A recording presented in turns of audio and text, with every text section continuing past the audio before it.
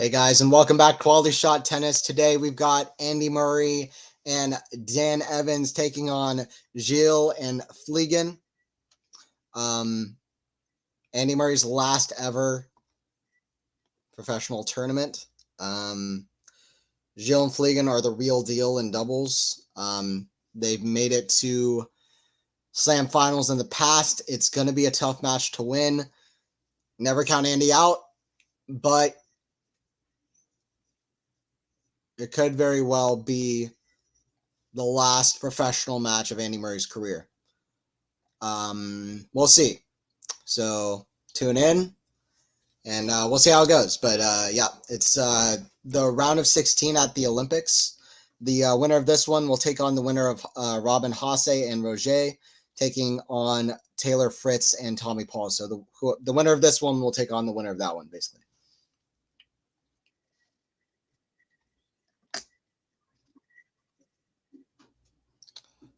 But yeah,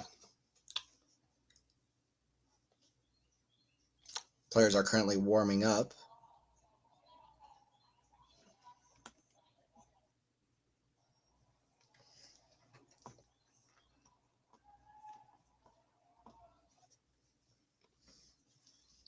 Thanks for everybody who joined in for the Rafa Alcaraz stream, by the way.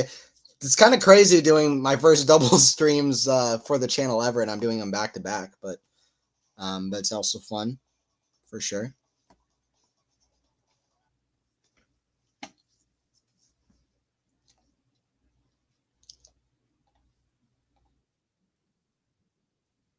All right, here we go. We're getting started up here. We're getting started up. It's Evans and Murray to serve first. Gille and Vliegan versus Evans and Murray. It's Evans to serve first. He came up clutch in the tiebreaker. All right, here we go. Here we go. Dan Evans on the serve. Let's enjoy it. Let's enjoy as much as we can, or I'll try to enjoy as much as I can with Andy Murray still on the tennis court. First serve goes out from Evans. First serve goes out. Second serve.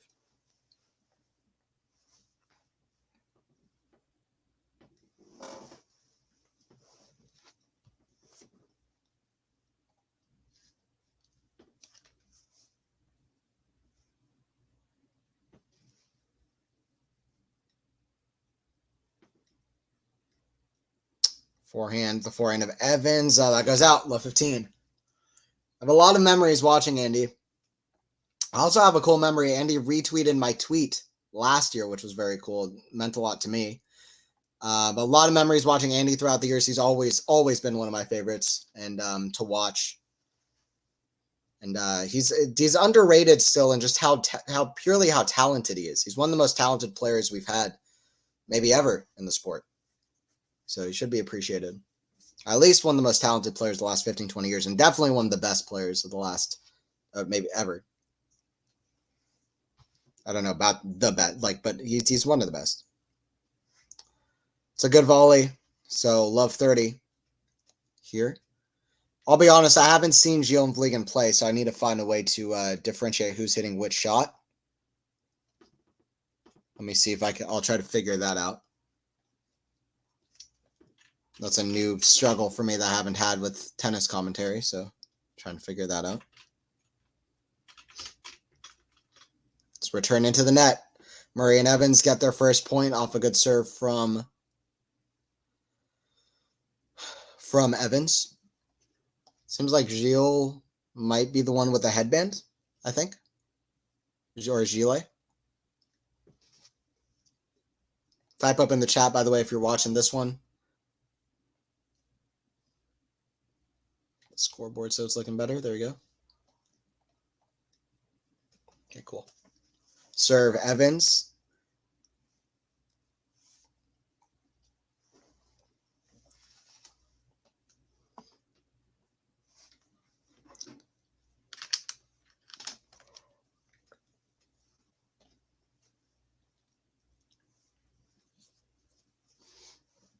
I would love to see Murray go on a dream run here, especially after that win against Nishikori and Daniel. We'll see what they can do. It's going to be tough today, though. This goes out off the return, so 30 all. I'd like to see a close-up of Gille and Vliegan. That way I could differentiate who's who. That'd be nice.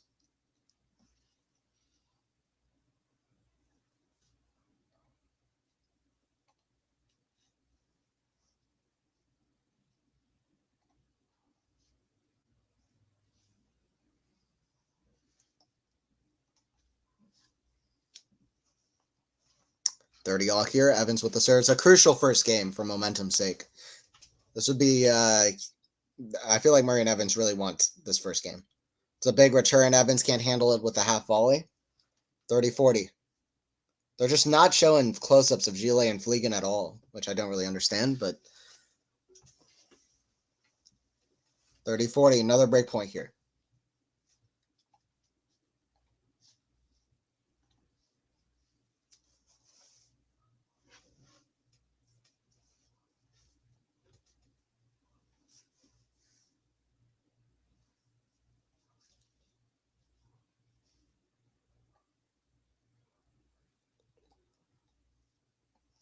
All right, second serve, big point, all ready to start us off.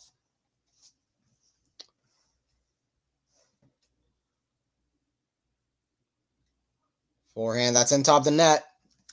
We're going to deuce.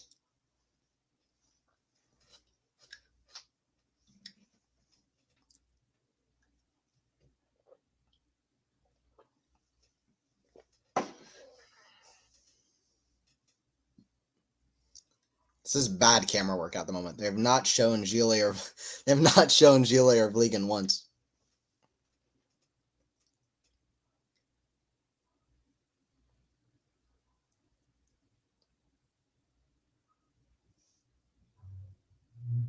Backhand, Murray misses the volley. Right on top of the net. Easy dinner, and he misses it.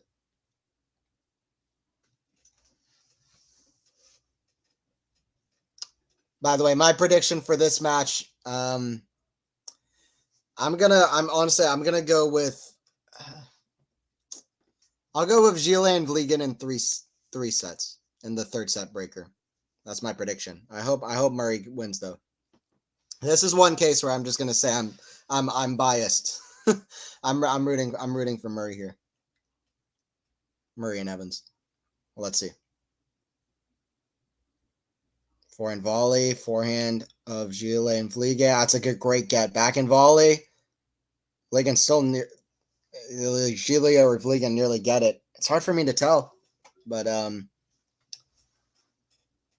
back to deuce. Let me see. Maybe let me see if there's a way I can figure this out.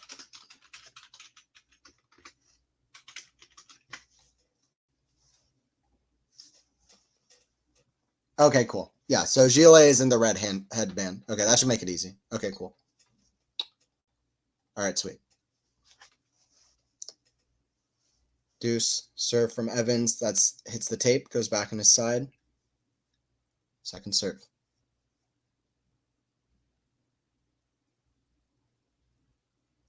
It's a big first game. I know it's the first game, but the first game can mean a lot. It's a huge game. Absolutely massive. Murray and Evans need it more. No doubt. continuing off some great momentum from their last match.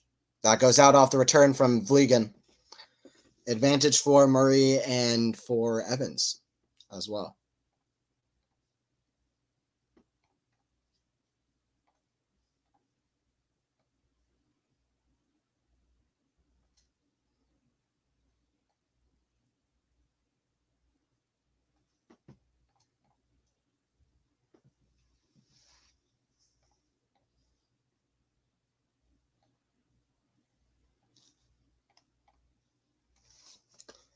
First serve goes out.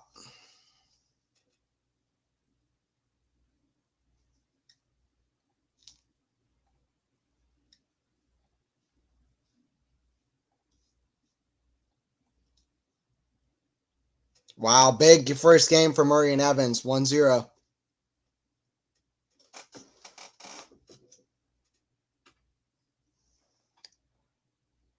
Gille with a one-handed backhand into the net. Love seeing a one-handed backhand, though. Hell yeah. I'm all in for the one-handed backhands. Don't know where, yeah. We had a lot of people coming in for Nadal Alcaraz. I hope that we get more people joining in for this one. Because this one should be good as well. We really don't know how much more we'll see Andy out there, so.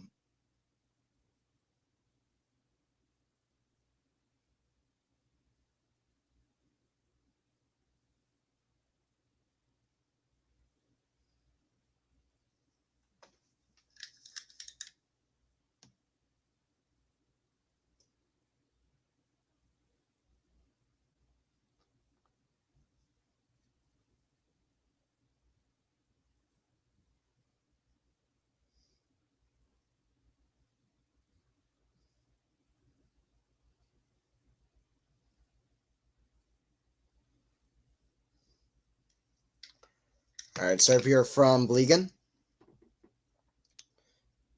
Oh, what a return from Dan Evans. Let's go, let's go. I will have to admit, I'm not going to be able, don't think I'll be able to be unbiased in this one. It's going to be hard here. So yeah, to be honest, definitely a little bit biased towards, I want to see more of Murray. I don't want his career to end. Let's go, let's go. Oh, what a return. 2 return winners. That's what I'm talking about. Love 30. Good start. It's a crucial first game victory. Here we go.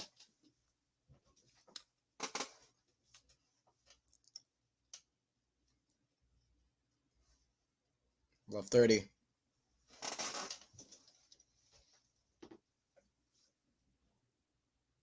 Backhand slice of Evans. The forehand of Vliegan. Forehand volley, Vliegan. Murray's there. Huge backhand. That's what I'm talking about for Murray. Love 40. This would be huge. You kind of start having aura around you if you've saved 5 consecutive match points.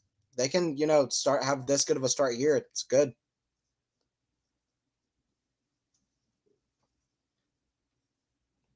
How many doubles titles has Andy Murray won? I'm just, what is his success in doubles? I know it's not high necessarily. I know he hasn't won a whole lot, but I mean, he's got good touch. He's got great touch, in my opinion.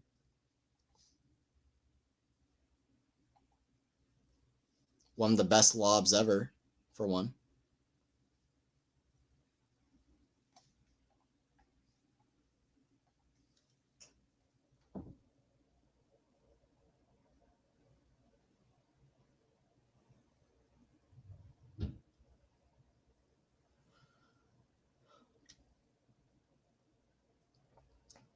Okay, so according to this, he's won 3 doubles titles.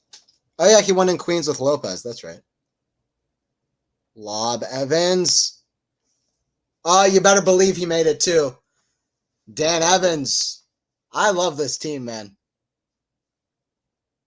I love this team. Murray and Evans. I mean, Rafa and Alcaraz is fun, too, but 2-0. Let's go. Listen, I'm big on doubles, too. I like doubles. I rate doubles. So Murray won. Okay, so Murray's reached 5 doubles finals in his career.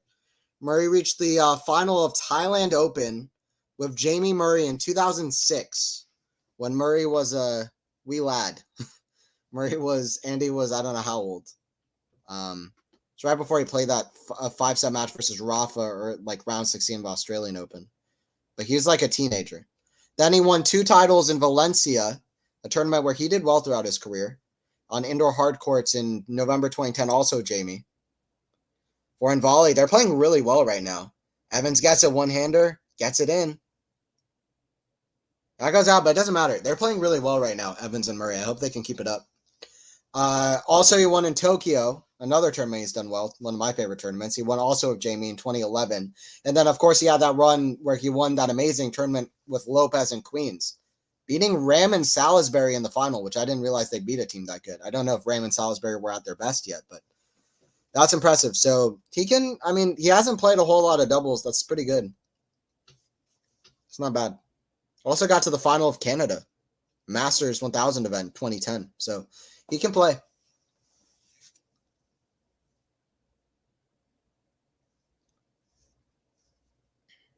Forehand to Murray. Forehand volley Murray.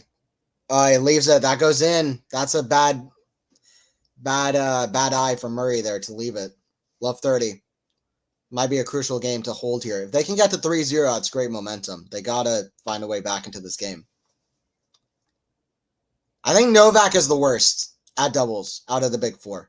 He's got to be the worst at doubles. It might be better now. He's improved his volleys, no doubt. But yeah, Roger and Nadal are fantastic at doubles. Murray seems to be quite good as well, in my opinion. I think Novak has to be at the bottom of the barrel for that, but he's the best at singles, right? So, hey, what's up, Max? Good to have you in here. Yeah, I didn't have anybody in the chat. I was starting to worry that nobody was going to be interested to tune in, but let's go, Andy and Dan. Let's go. I'm all in for this. I am all in. I can't tell you how much I'm in for this. Even Dan Evans. I like Dan Evans too. He's been one of my favorite players. I was excited to see him in Atlanta last year.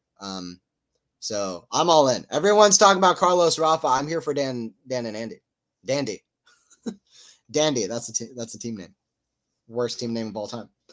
Who serves, Murray or Evans? It's Murray serve. Murray serve. Murray serve Daz. What's up, Daz, as well? Daz Reynolds. Familiar name as well in the chat. How are you doing? 15-30 is a big point. Big difference between 30 all 2-0 and 2-0 15-40. Huge point for them to win. Huge. Let's see. They're going to win it. Smash, put away. Angie Kerber is giving her all for the Olympics, which will be her last tournament for retirement. I want her to win the whole thing. I want her to win the whole thing, then retire. She seems like she's unstoppable right now. She's beating everybody. Like, even players I'm not expecting her to beat at all. Angie Kerber is a special player. Really. Very special player.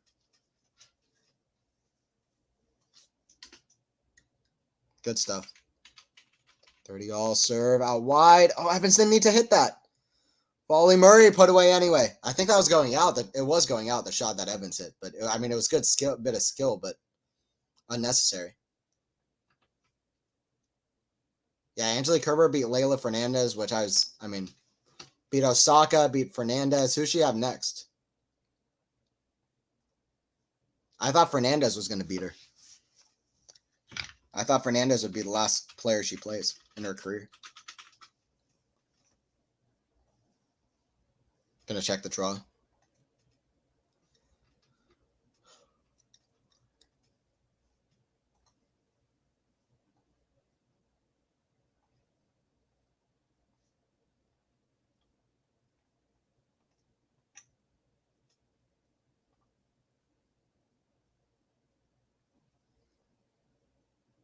Oh, a classic Murray lob. They're trying to go on a dream run here.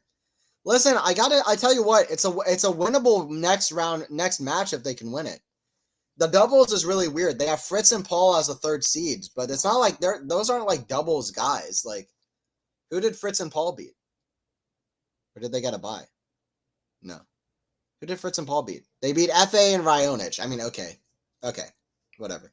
I don't really care. Like, that's a beatable team. And then Hase and Roger, who will probably beat them. Who did they beat in the first round? Hase is quite good, but he's past his prime. So, hold up. I like this ATP site layout. It's kind of easy to navigate through the draw. This is good. I mean, they beat Echeverry and Navone, which is quite good, but I don't know how much doubles that those two guys have played. They're more like rallying from the back of the court, so I don't know if they would be that great at it. That's a winnable next round. I mean, Murray and Evans could kind of get to the semifinals here.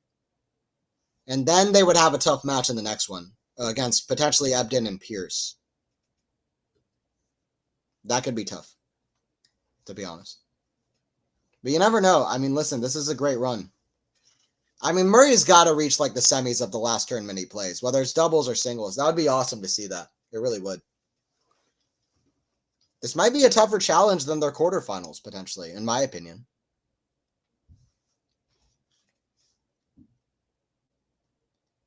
Good serve from Gille. What are their rankings, actually, Gille? They're pretty good. Like, they're pretty good at doubles. Yeah, Gille is number 35 in doubles. Career high ranking number 18. What about Vliegan? It might be the same because they play together. Yeah, exactly the same. Yeah, I think they're all like perpetual partners.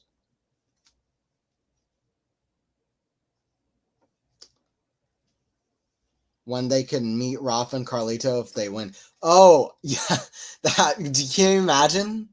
Can you imagine that? That would be nuts. No, they're on opposite sides. Can you imagine Murray and Evans versus Carlos and Rafa final? I would lose it.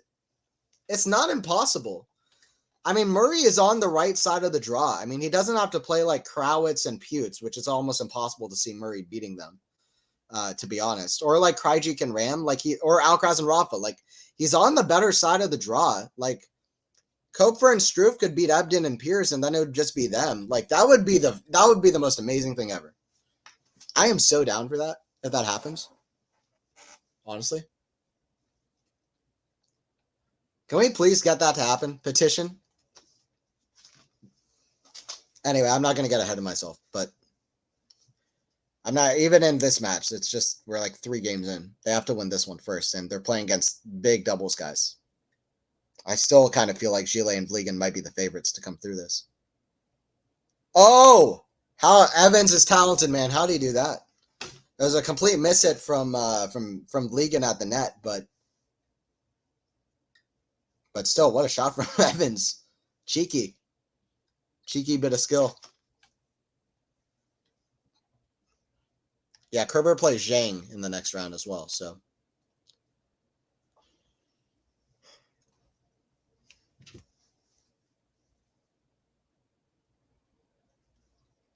By the way, speaking of doubles, we will be dropping on the QualityShot Tennis channel.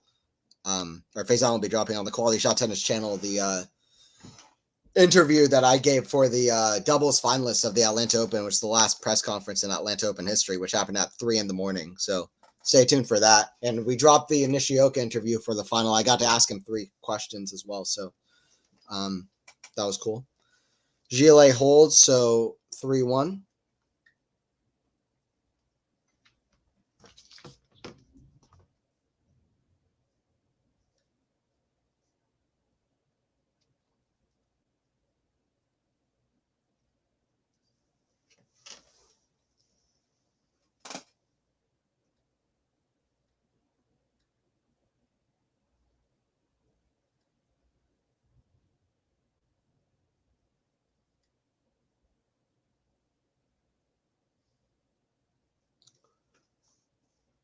It's a great volley from Murray, put away. They shouldn't get overconfident, though. They got to keep their head in the game. That might be one of the hardest things here. Because Gille and Vliegan can pick up and make this tough. What's bizarre? Hey, what's up, Tom? What's bizarre? Both coverage and match. And no offense, but Andy should have retired proper at Wimbledon. If I offend, my apologies. No, you're good. Yeah, that's fair. I mean, he had a send-off there with the whole... That tribute to Murray is one of my favorite tributes I've ever seen. I love video tributes like that with like music and stuff. It's one of the best I've ever seen. With the Crete music, it gives me chills. I mean, and it really it's fitting. I think it's fitting and it's worth it. It's a bit dramatic, but it fits for what Andy Murray brought to the sport. And he deserves a tribute like that, because some people will be like, "Oh, he won 3 slams. Wawrinka's even better. Wawrinka's even better. He beat the big 3 in all of his Grand Slam finals. Murray beat Raonic." Like, come on, bro. Murray is like, I'm a huge Wawrinka fan. Stan deserves so much respect, but Murray is like 3 times as good as Wawrinka. They're not even on the same level. So Murray deserves tributes like that, and I get that opinion. That's a great rally there from Evans and Murray. So I respect that opinion. I like seeing him play here. Some people will say they wish he finished on grass, but I mean, listen, we wouldn't have gotten that win against Nishikori and Daniel, so I like it, but everyone has different opinions. It's all cool. On the BBC, it's copyright issue. I don't know what you mean, Tom. What's copyright issue? We're allowed to stream this just commentary. For Wimbledon, we couldn't do play-by-play. Here, we're able to do play-by-play for Olympics. 40 love here. 3 game points for Evans and Murray. Backhand. Oh, volley put away from Andy. 4-1. 4-1, 4-1.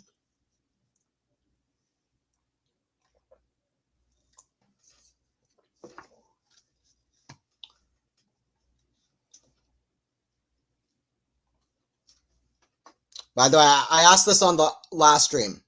Andy Murray, best memories you have of Andy Murray matches. Drop them in the chat.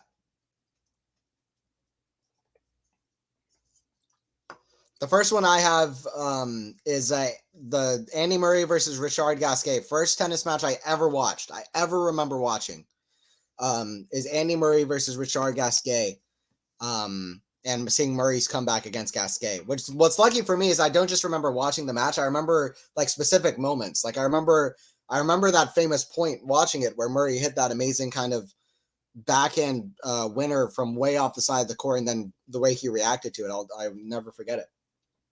I remember watching that well. First match I ever watched.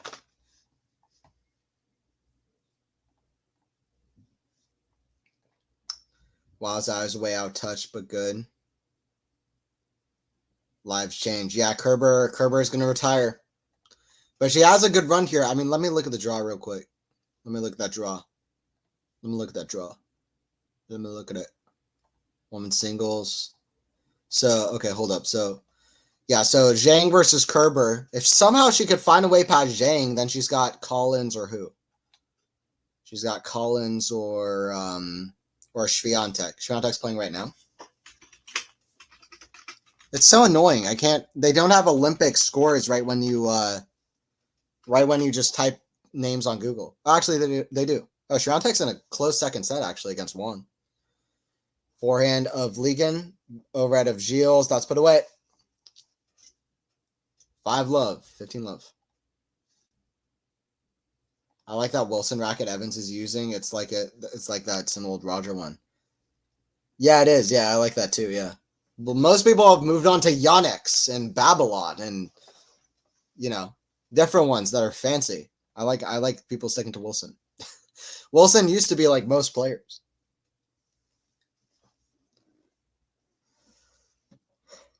Even Andy switched to Yonex from not from Wilson, but it's put away from Gille. 30 love. By the way, I appreciate everybody joining in. We're doing the Andy Murray and Dan Evans doubles match. And what's special about this is every match Murray plays is the last it's the last professional tournament that he will play. All-time great in sport. One of my favorite players ever. That's going to stand the test of time as well. Because he was also the first player I ever watched. And I always enjoyed watching him a lot.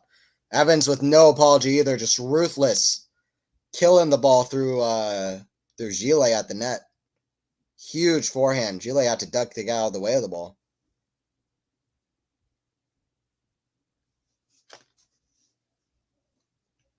Huge hitting there. And he used head first. Yeah, true.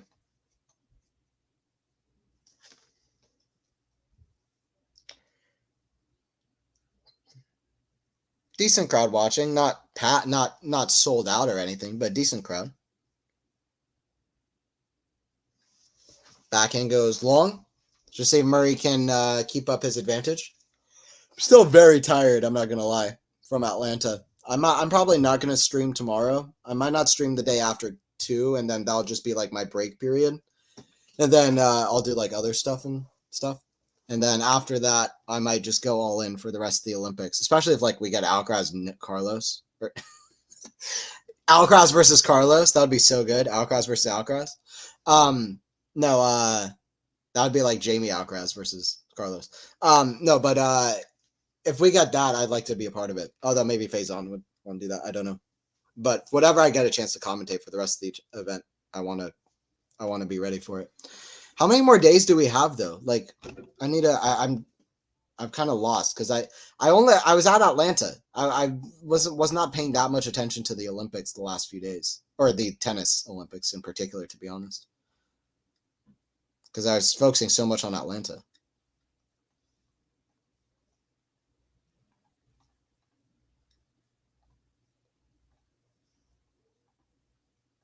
Okay, so last day is on 4th of August. So I would have 2 or 3 days left if I skip tomorrow and the day after. I'll see. But I probably will not stream tomorrow.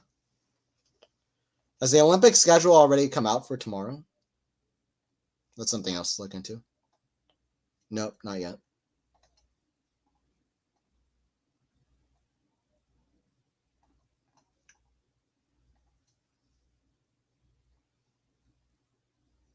Swiatek 3 points away from getting the win over Wong. She would set up a very interesting meeting against Collins. Serve from Andy. It's in top of the net. Nothing super exciting happening in this Murray match so far, to be honest.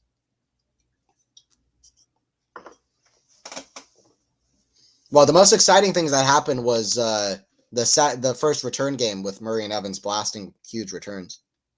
But they're playing well. Really well. Forehand volley from Murray put away. This is good stuff. I mean, I'm not joking when I say the draw is pretty open. I mean, if they keep up this kind of momentum, I mean, listen, it's like you live a second life, you know?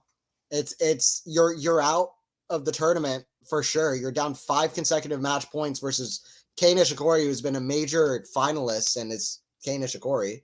And Taro Daniel has beaten Djokovic before and stuff. And then suddenly you win 7 consecutive points, save 5 consecutive match points, you're in the tournament. Like that, it creates an aura around you.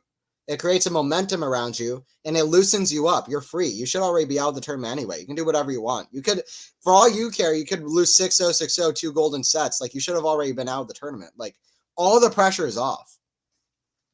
You know what I mean? Like, so that's a huge thing for them. And the draw is good. Almost every team on the bottom half looks more dangerous to me personally than almost every team on the top half. So it is interesting. How amazing would Nadal Carlos versus Murray Evans be for a final?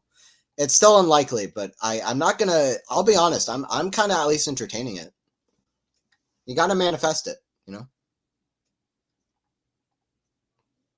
I don't think it's impossible. I will not hold my breath for it, but I don't think it's impossible. 40-15 here, Murray and Evans. Yeah, it's a Matthew Wood day doubles. Yeah, exactly. Good to see you. Yeah, this is the first time I'm doing doubles for the channel at all, Matt. So, yeah, it's been fun. Carlos and Rafa in a 3rd set breaker, and Murray now. We're hoping it's not the last match of Murray's career. They're doing well so far, up 5-2. Things could always turn around, but looking good so far. Looking good so far. How are you doing? And hopefully you checked out all the Atlanta Open stuff. I just got a chance to do Atlanta Open like interviews. I interviewed Roddick and the Bryans, which is on the channel. I don't know if you've seen it, but also I interviewed like I did the last press conferences ever in Atlanta Open history past 1 a.m. The last one at 3 a.m. I interviewed 2 of the I asked the last question in Atlanta Open history in a press conference, which is really like that's the last thing that happened in Atlanta Open period, you know, like because they already had the trophy ceremony, so they went straight to the pressers anyway. it's been fun. I asked the last question Atlanta Open history. And I maybe asked Brian's the last question of their career. I talked to Tiafo. Just getting a chance to talk to the players and try to put in research and ask like somewhat knowledgeable questions and pay attention to the matches, be right there watching the matches and talk about the key moments and things about the match and research into the players and what they'd be interested in talking about in an interview. That was fun for me. So, and just being there, I got to meet some cool people. I don't know if you know Diminator on Twitter, Matthew, but like I had a chat with this guy there for like 25 minutes. Then I found out it's Diminator, who I had been following on Twitter anyway for like 5 years. So that was funny, but he's a really cool guy, Ricky. So I made some cool friends. I talked to a lot of players. So, and there are some wild stories that came out of it too. So it's been fun. It's been great. And I hope to do more, especially. Lob, Evans gets it. That's a great defensive lob. If it goes in, it does. Smash. Evans there at the volley. No way. Okay, that's put away. Maybe not the smartest play for Evans to run and hit the volley, but a bit sideways. Where is Greg Rousseau now? I don't know. But yeah, he's not playing for GB at this point. How did Draper do against Fritz before? Well, he won a set, so he's done well because Fritz has been good on clay all year, and Draper doesn't love clay, so he did well. But Fritz is underrated, especially on clay. That's a good volley from Evans. Very solid, 15-all. Wow, that's cool. Yeah, what was Roddick doing there? Exhibition, because Roddick won the Atlanta Open in the past. I think it was the last tournament that he won was in Atlanta, and also in 2012. And also, the first tournament of his career he won was in Georgia, in Johns Creek, kind of Atlanta, not Atlanta Open, but it looked super hot in Atlanta. Oh, it was hot. It was either 90 degrees, hot, sunny, or it was raining. It was terrible. The weather was so bad it was obnoxious. Like it was either raining it rained every single day, and when it wasn't raining, the sun was out. Like it's just classic bipolar Georgia weather. I need to get away from here, man. The weather is crazy. But it's great. I mean, Atlanta is great. I hope they get another event in Atlanta. They actually had a tournament in Atlanta till 2001.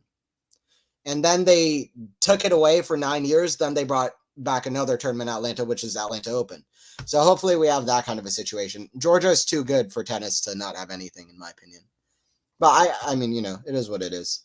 2-week Masters are getting rid of a lot of smaller tournaments, which is really unfortunate. Also, they're causing injuries, which is so fun, And they were playing a final exhibition. Roddick and Isner versus the Bryan brothers, which was always going to be a tough for Roddick and Isner. But it was close. They played very competitively. Everybody was good. Andy Roddick was not as good, but still, it was fun. I also got a chance to interview Sloane Stephens and Taylor Townsend as well on court. I got to interview Bryans and Roddick on court, but yeah, Andy Roddick was very funny, sarcastic. I got a fist bump Isner as he came on. Everyone was nice. And just getting a chance to look them in the eyes and ask the question was crazy. I don't get starstruck because I don't really care. They're just people. Like, why would I never, even as a kid, I never understood the idea of getting starstruck. Who gives a, it doesn't make any sense. What are you talking about? It's a person. You're talking to a person just like you. I understand having respect or being a little bit a friend, but I never understood the idea of being starstruck really. So I'm fine with that part of it for the most part, I think. But in terms of, but it was really, really cool because Roddick, it was the first match I ever watched on TV was Roddick. And the reason I don't get starstruck, just having that emotion is a real thing. I do get scared a little bit. I'm like, wow, this is really happening. I get nervous. I do get nervous. But I'm just that knowledge that they're just people like me, it's underrated to have mentally training yourself in certain ways and having knowledge about certain things. If you have that knowledge and if you have that mental strength inside you to know these things, that is the way that people do all these things, overcoming that part of it. But anyway, yeah, it was really cool. And Roddick was probably the weakest link on the court. And he knew that too, but Isner was great. He could still be playing. Bryans were still great. They could still be playing. They'd probably be top 10 in the world in doubles because they're just so good. And they're all, I mean, they're only 43, 44, but Pana is 44 and like number 1 in the world. So it was a high level match. And everybody played well, but yeah, I mean, it was just legends going at it for one final exhibition match in Atlanta, a tournament that they want to tribute. It was really special. So it was just so great to watch it too. It was so great to watch it, honestly. And yeah, I'll never forget it. I never got to see the Bryans play, I don't think, live. So seeing that was great. And yeah, it was really crazy. Smash put away from Murray. 15 love. And yeah, Roddick was a little bit weaker. At one point, a ball kid who was like 12 years old, Roddick gave him his racket, and this ball kid served out an entire game and won a whole game against the Bryans. It was crazy. I mean, obviously the Bryans took it a little bit easy on the game, but not really. Like they were going for it. The kid was good. Like the kid was good. And he was getting the crowd amped up. He knew what he was doing. So it was a really sweet moment. But most of it was really competitive and not as exhibition. But that part definitely was. I mean, they were taking it a little bit easy on him, obviously. But the kid it was crazy. Isner said afterwards, right before the post-match interview, the kid was unreal. That it wasn't scripted. And yeah, if he keeps going, he could be a big thing. Never know. He knew what he was doing. He wanted to play. But yeah, it was fun. Sloan Stevens, Taylor Townsend, they were joking around the whole time. It was fun. Like the crowd, it's like they knew everybody in the crowd. It was just an awesome atmosphere. Great volley from Gille there. Gets to 30-15. Anthony, how are you? I'm doing good. I appreciate that. Thanks, Tom. How are you doing? I'm doing okay. I'm very tired. I'm trying to mentally get myself back into things after Atlanta. So I'm a little bit scattered, but listen, I'm doing well, and they're cool things that I'm looking forward to now as well. And yeah, hopefully you're doing good.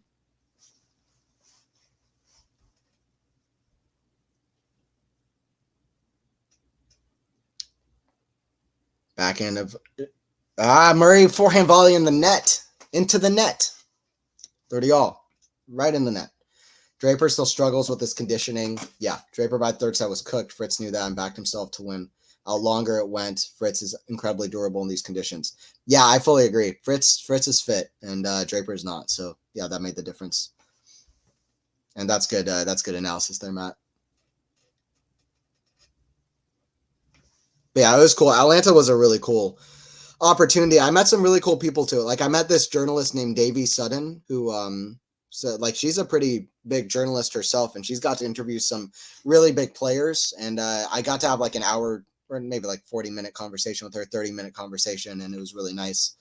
And I met some really cool people, some potentially big opportunities for me in tennis down the road, other ones, and I hope to go to more events and do this because, and I feel like the guy who worked for the ATP was working the interviews. Like I felt like I was getting a good thing with, like I felt like he respected my abilities to interview, and he was happy that I was there being able to be press for a lot of the players that other people were not doing press for. So it was really sweet. It was really cool. So it was fun. It's a break point here for Gille and Vliegan. Gille returning.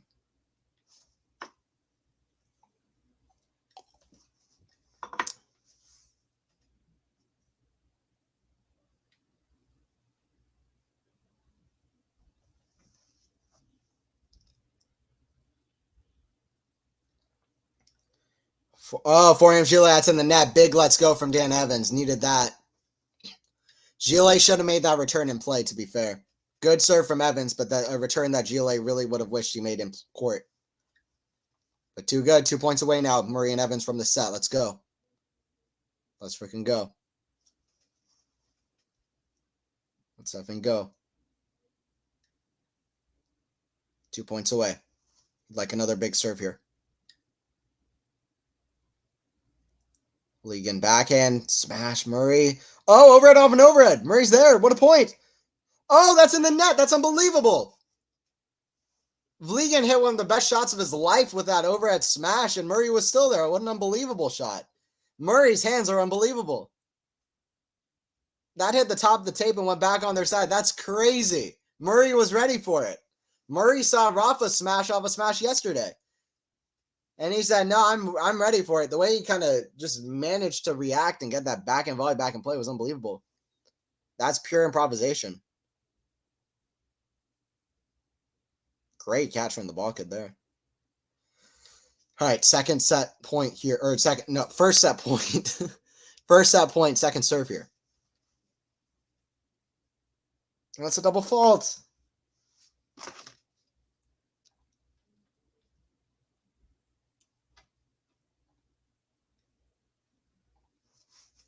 Sorry, folks, but who has Dan beaten the top 10? I thought Fed or Rafa.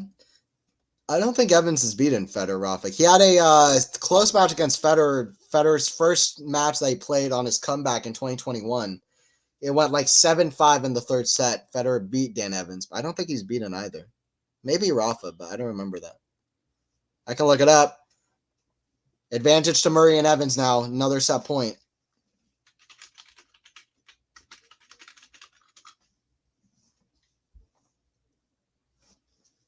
Yeah, Federer is 4-0 versus Evans. I've had a few relatively close matches.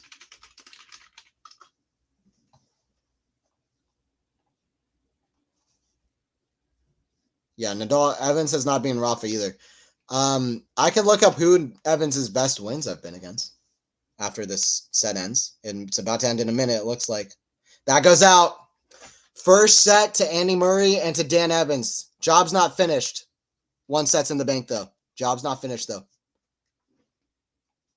Let me look it up. Dan Evans. Who's he beaten? And I hope it says top 10 records. I'm kind of curious by that. What's the best win in his career? He almost beat Stan Wawrinka at the 2016 U.S. Open. But amazingly, Dan Evans has never been to the quarterfinals of a major. Never.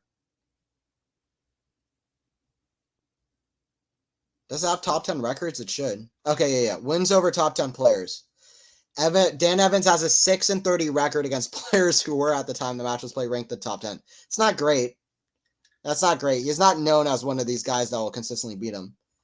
Okay, beat Novak. Yeah, I forgot about that. Yeah, he beat Novak in Monte Carlo, 6-4, 7-5. So that must be the one you're thinking of.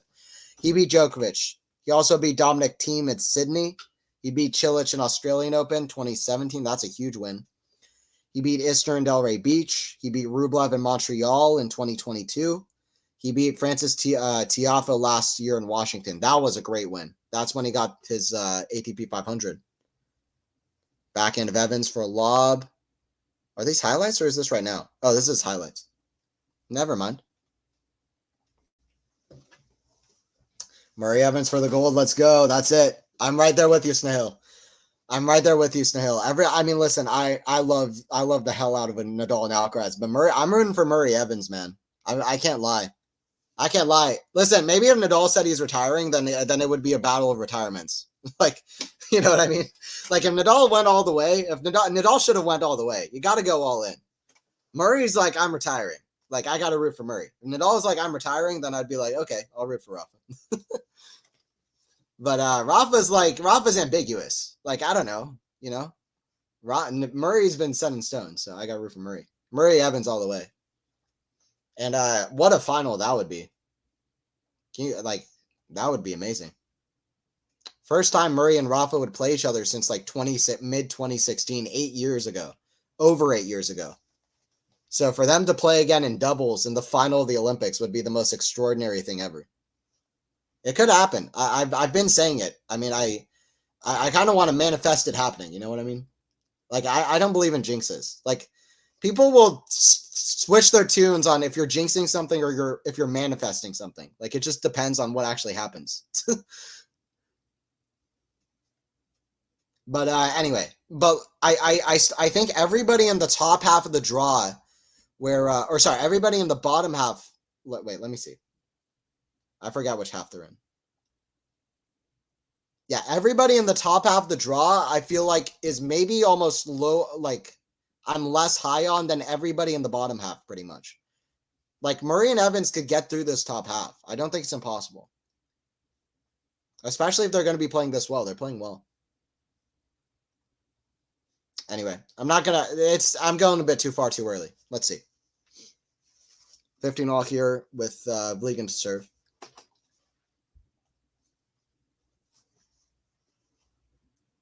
Serve from Vliegan.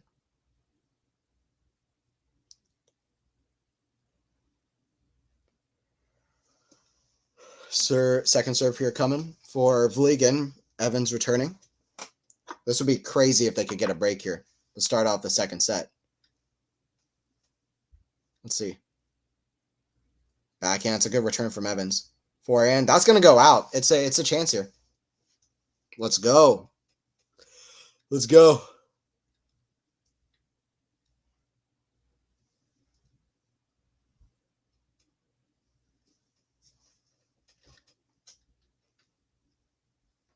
Team name. I'm trying to figure out a team name for Evans and Murray.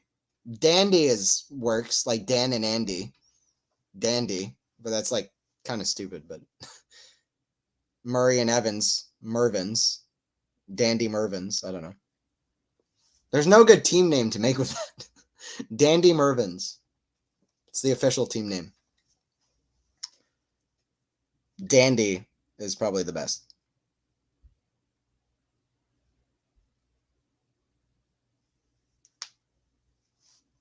$30-all, big point, huge point. Just like in the first set, the first game, crucial. First serve goes out. This is a big chance.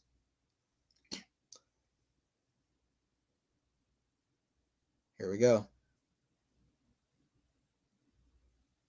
Kick serve, backhand of Evans. That's in the net. Good serve. Too good. Too good.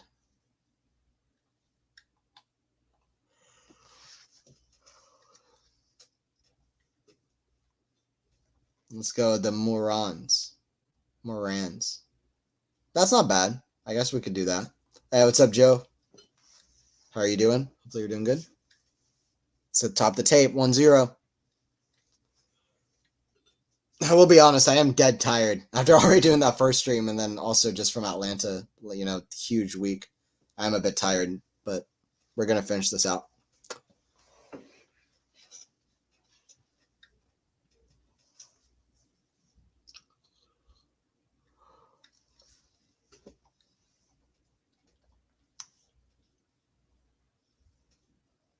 Yeah, I'm trying to think of other crazy stories from Atlanta.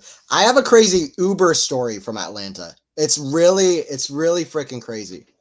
Like it's one of the craziest stories I have on an Uber. It's really crazy. What's up, Joe? Hello. Joe, hopefully you've seen we've uploaded different interviews. I was just at the Atlanta Open. I got a chance to interview lots of players and be at the event. I got to interview Roddick and Bryans. It was really exciting talking to players, being at the tournament. It was so fun. So yeah, hopefully you've checked that out. And we're going to be uploading the last press conference at Atlanta history later today for the doubles final, which ended at 3 in the morning because it rained every single day in Atlanta. And they decided to start the last doubles final at like 1 in the morning. I don't know what the record is for the latest start of a match or let's say for the, I don't know, like the latest finish, at least in like ATP 250 history, or at least for the final, but it had to have broken some records.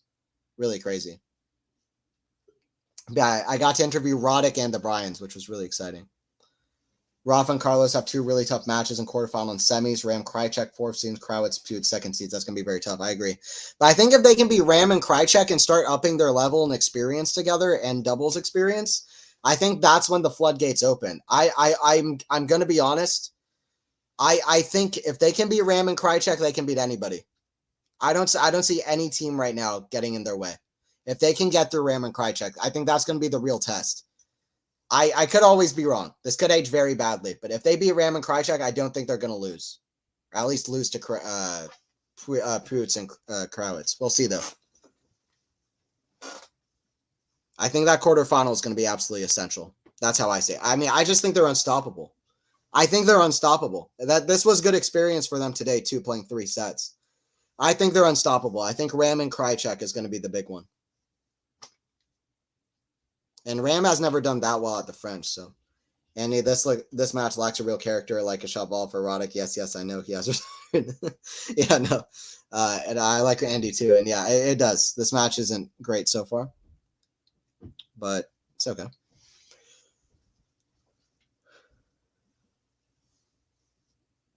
I'm happy to see Evans and Murray winning it. I said earlier, usually I'm like very like I play the unbiased like commentator thing. Like I'm not doing it here. Like I screw it. Right. I'm rooting for Murray. I'm rooting for Murray and Evans. Krawitz Putes are on fire. I don't agree. Look how they beat Monfils and Roger Vasselon. Maybe I should check. Okay, let me look at. I haven't seen them play in this tournament, so I don't know. What was their score?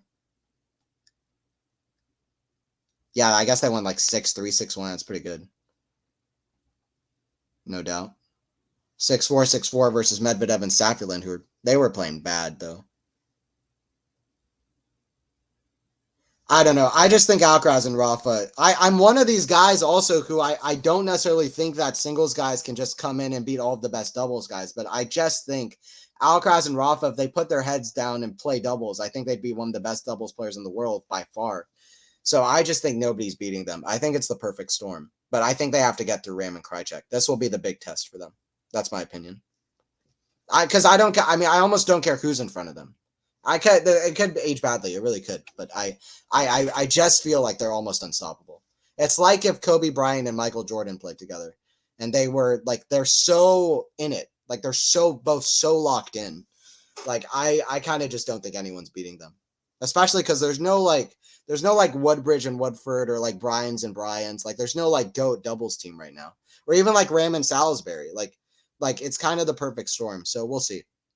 But I think that quarterfinal match is going to be crucial. I haven't looked at the draw, but wouldn't it be sweet if we have Murray and Nadal in the final? Yeah, that's what we were just talking about, Jarrett. We need that. We need that. Murray, I think Murray and Evans have a pretty good draw at the top half, so I hope for that. That'd be insane. Not saying they can't win, but Krawitz are a tougher pair than Ram and Krajicek.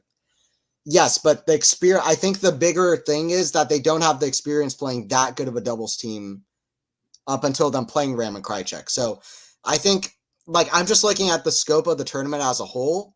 I think right now they're in a little bit of a danger zone because they're currently building up their form together. Like today, they weren't at their very, very best, in my opinion. They were good, but they still had ways to improve. I think if they can get through Ram and Krajicek, I think that's good experience, and then they can start playing even better and better, and then have a good chance at the semis. So that's kind of how I look at tournaments, and that's kind of what I think. I do agree that they potentially could be tougher. I have no idea, but I mean, but Krajicek's won the French Open in the past, so I don't know. I don't know who's tougher.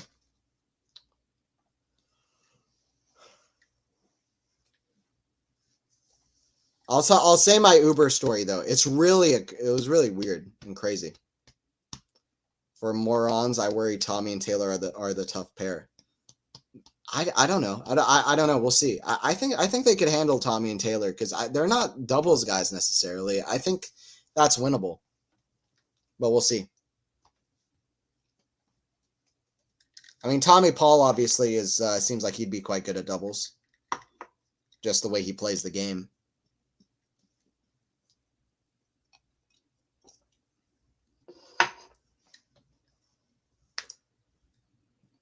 Yeah, it was so wild like 2 days ago, just because everybody else in from the media at the Atlanta Open, when I was at the Atlanta Open tennis tournament, like everybody else who was I was media, everybody else who was media there left because they were like, there's no way anybody's going to play today.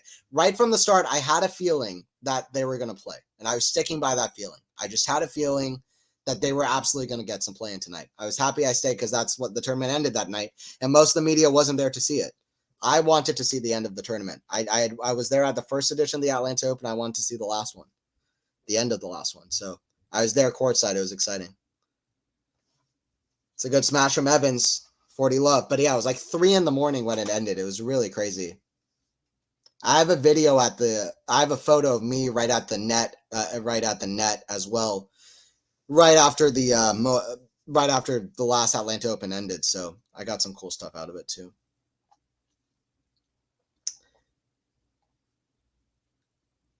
Anthony really entertained. I need something exciting to happen, you know? It's not the most exciting match yet. Come back Murray, you have to root for the Murray. I mean, it's not hard. I mean, it's hard not to. Exactly. You have to. Morons are definitely can't have a better draw. I can agree on that. Yeah, exactly. The draw is fantastic. Yep. We'll see. It should be great. Tom, you don't want Andy to reach the doubles final? Yeah, we'll see. That would be amazing. Andy versus Rafa in the final of the Olympics would be one of my favorite things that's ever happened in tennis. It really would be. Andy, just out of nowhere, reaches the final of the Olympics. It would cement him as like maybe the greatest Olympics player ever. Especially saving 5 match points or whatever. Oh, what a get from Murray. Smash. Oh, Evans gets it with squash shot. That's out. Point of the match so far by a country mile. If that had ended with a winner, the crowd would have went ballistic because it ended with a shank and nobody's cheering, but that was insane. What a get from Murray, and what a squash shot by Evans. Great gets. Can't underestimate the speed of the players. When I was in Atlanta, I noticed that too. Everybody is so good. Everybody is so fast. Like, I'm not just talking about De Minaur. Like, everyone is so fast nowadays. It's crazy. Like, you can't not be crazy fast. Like, crazy. Like, it's a joke. Like, these guys aren't like us. Like, everybody. It would be nice, yeah. Well, we'll see. We'll see what happens.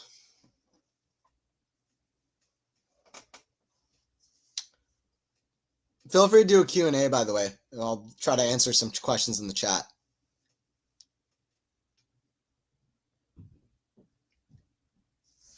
Isn't Andy already the best Olympic singles player ever? Has anybody won 2 golds in singles? No, I don't think so. Well, but I got to do an Andy Murray here. Best male player. I got to pull Andy there. Male player. But yeah, no, I know what you mean. Yeah, he's yeah, I think Andy is. But doubles and singles, he would be right up there as well, especially if he could do that. Rafa's won gold in doubles and in singles. Brian's have won gold, I think, a couple times.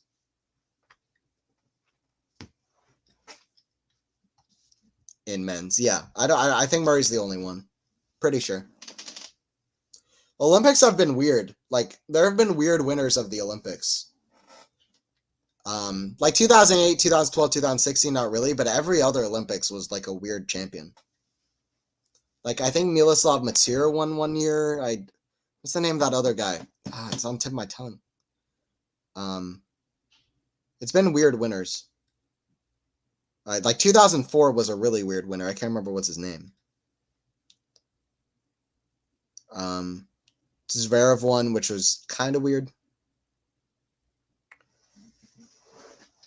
3-2 for Gille and Vliegan, who are definitely still way in this match. Don't get it twisted. Murray, we're talking about Murray in the final. He needs to get through this match. It's so far from done. It's crazy. Like it's not done. So.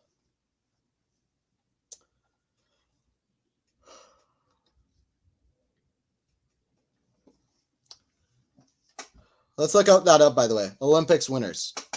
That's something interesting to look into at the moment.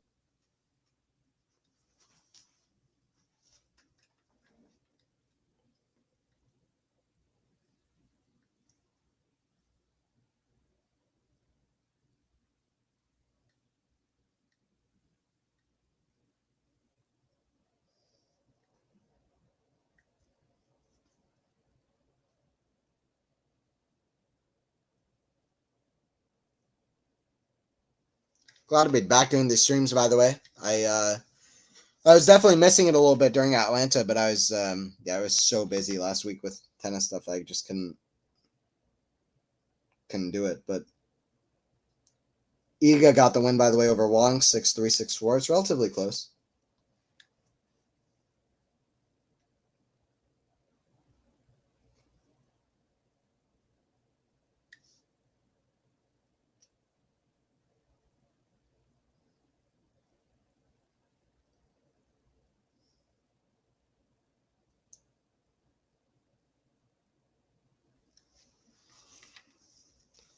$15 love.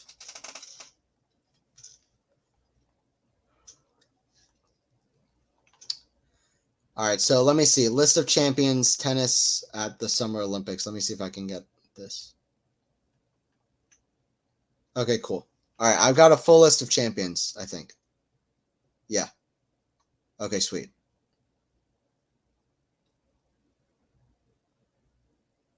All right, I'm going to go through all the champions of men's singles and women's singles. Maybe doubles as well, just for fun. It's a good shot at the net from Gille. Hey, thanks, Cedric. Appreciate it. Yeah, nothing that crazy going on at the moment. Definitely stop if you can and you're not busy. If this does go to a match tiebreaker, definitely stop by once again. Yeah. Root for gold. That's bold. I hope so. I picked Casper for the gold. I didn't, but I hope so. You know, part of the reason is Rude was so nice to practice with my countryman to win the gold. Yeah, I love that. God, I forgot that you could match. I was Indian archery. Glad that she won. Oh, okay, got you. Yeah, Ego's cool. I'm glad that she won as well. Become more of a fan of Ego over the last year or so. Still not my favorite on tour, but I don't know. I don't even know who my favorite women's players are at the moment. The women's tennis is in like a kind of a weird place. I like Coco. I like Rybakina's cool, but not as much recently. Sabalenka's cool, but also not as much recently. Fernandez I like. They're kind of weird ones I like Kirstea I like. I'm forgetting everybody, literally. I like Kerber. She used to be my favorite, and so hope to see more of her before she retires. I hope to catch that Zhang match. It's a great serve. Big yell from Evans, 40-15.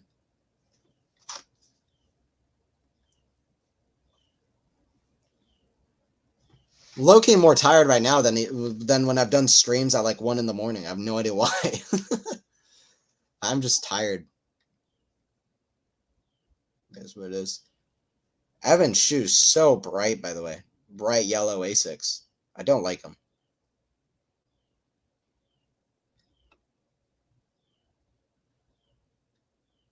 Backhand half volley, forehand of Vliegan, forehand big. That's in the net. Big into the net. 3 games away from the quarterfinals, Murray and Evans. So a lot of work to be done. Job's not finished. Job's not finished. 3-3. Oh, let me go through tennis Olympics champions. Actually, I'll do it after this game. Starting from the 4-3 changeover, I'll go over the Olympics champs. All the way back from 1896 to now. There was a big break, obviously, in between for literally 64 years, which is insane. I think there were like exhibitions starting from like 1976 or something, but the first official one back in the Olympics was, I think, 88. That goes out off their turn of Evans. Here we go. Let's see how Murray and Evans can finish this one out. Another thing is, with this being Murray's last professional event, even if he wins this match, it has the kind of thing of it could be his last win as a professional player. Like everything is history for Murray, who's an all-time great athlete. There's history all over this Olympics for the tennis.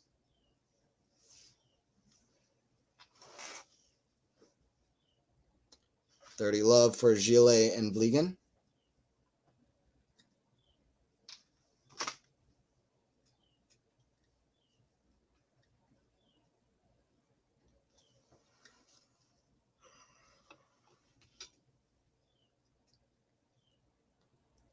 Forehands in the net. Good serving from Gille and Vliegan, really making a contest of this now. This is going to be interesting now. Hope Evans and Murray can keep up their level and intensity because it seems like Gille and Vliegan have raised their level.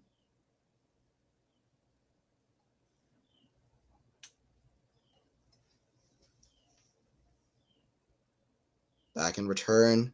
Smash of Gille from the back. Oh, completely missed it. Made a mess of it, did Gille. 40-15. Well, it has to smile about it. There's no reason he had to go that big. Last thing you want is to let Murray and Evans back into anything. I don't know if they tuned into the Nishikori match, but Nishikori and Daniel. This is far from over, this match. Oh, what a return from Evans that stayed in. Great return from Evans. These guys are so talented. These guys are so talented. Talent is good. I mean, hard work is good. Talent is pretty good. Talent is good because with talent, if you have the hard work, well, then talent, you can figure out a lot of things with talent and with being smart. But with talent, you know? Like, talent is good because you can be very adaptable to a lot of different things. That's what skill is, I guess. Like, skill kind of is being able to maneuver, like, I don't know. I'm trying to figure out how to articulate it.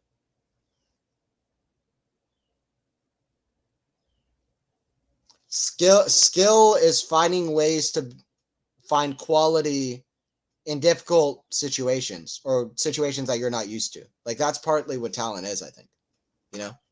Like, having the skill to increase your quality across multiple things, if that makes sense. Like, I don't know. It's hard to articulate. But talent is useful. Like, Federer, like, for example, what I'm trying to say is, like, Federer is so talented. That's part of the reason he was so good on clay. Like, talent is good in terms of adapting to all surfaces. Like, Grigor Dimitrov, so talented, good on all surfaces. Like, talent is good to be able to adapt to multiple different things. Basically what I'm trying to say. Archery is so good at not sure if you know this rule. So after 5 sets, both players were tied, so they had to shoot just one. Both scored 10, but the player shoots closer to center wins. So I'm having another attempt. Yeah, I saw they literally had to get a magnifying glass. That's so crazy.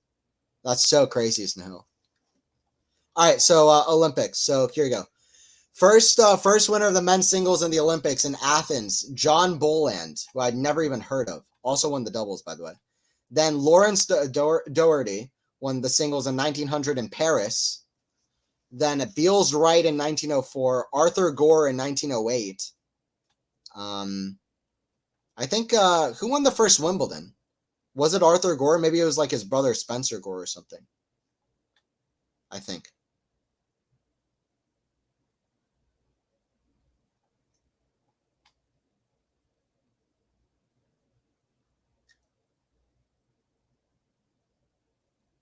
Anyway.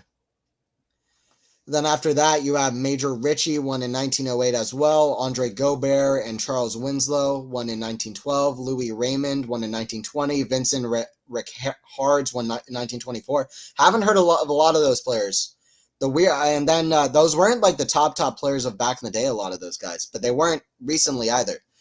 Here are the Open Era Olympics winners in singles. Miloslav Matsir and Steffi Graf. 1988, 1992, Mark Rose and Jennifer Capriati. 1996, Agassi and Davenport. That was held in Atlanta. Kafelnikov and Venus in Sydney in 2000. Nicolas Massou, which is one of the weirdest champions of the Olympics ever. And Justine Henin. Nadal and Dementieva in 2008 Beijing. Shout out Dementieva. Worst serve of all time. No, she's great. She's a great player. Murray and Serena in 2012. Murray and Puig in 2016. Puig, a very weird champion. And then, Bencic and Zverev in 2020. Bencic, a weird champion. So there have been some weird winners of the Olympics, but it was such a high-level match. My countryman didn't shoot below 28 in any set, but still lost. That's crazy. They should just be having another attempt. How ridiculous the rule. What do you think? I think that's exciting in some ways. I don't know. I like it. Listen, let's see who did it better. We can both be 10s, but somebody had to do it better. I kind of like it, to be honest. It adds to the excitement, I think.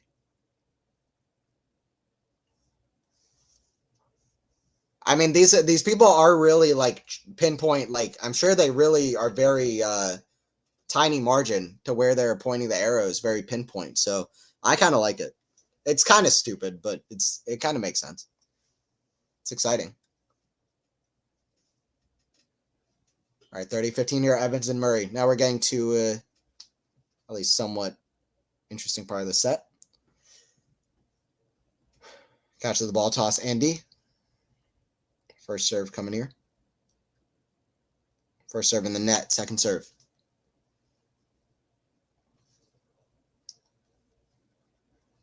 I also know what you mean, though. I mean, I know what you mean as well, Snehil. It's a little bit crazy, but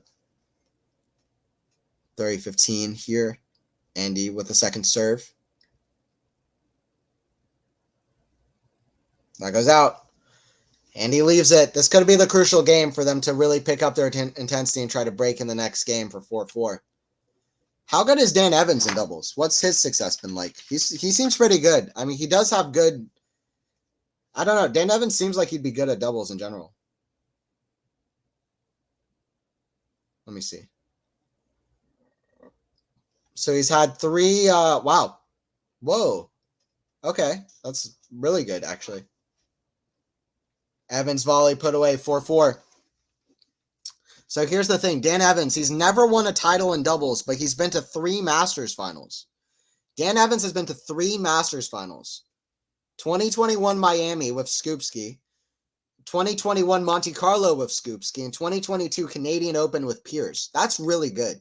3 Masters doubles finals. So Evans is legit. Evans is legit for real. That's good. By the way, he's used to be a big doubles player in Futures. He got to 18 doubles finals of Futures events, so that's big too. So he knows his way around the doubles court, Dan Evans. So yeah, I mean, listen, this is an interesting opportunity. We'll see. I would love a dream run. At least the semifinals would be amazing if they could do it. Oh, it goes right at the net guy. It goes right at Gille. Love 15. I didn't know Dan Evans was so good at doubles. No, I didn't know that either. I had no idea. If it said 0 doubles finals, I wouldn't have been surprised. When the normal set's a 10 is a 10, even if it's closer to center. That's what was frustrating. The fact that we have never won a medal in archery. Yeah, that's fair. I mean, I understand that frustration, no doubt. Backhand lob, swing volley, forehand Murray, backhand volley, backhand Evans, forehand Evans, a lob, he's got it. Oh no, he missed it. Just out. I thought he made it. Must have just missed.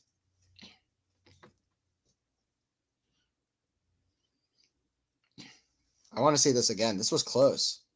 Yeah, it just missed.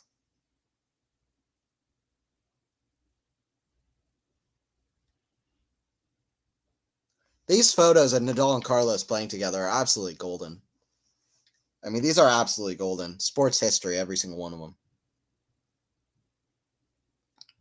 I mean, listen, even Federer and Rafa, I mean, I don't know if people understand how crazy this is.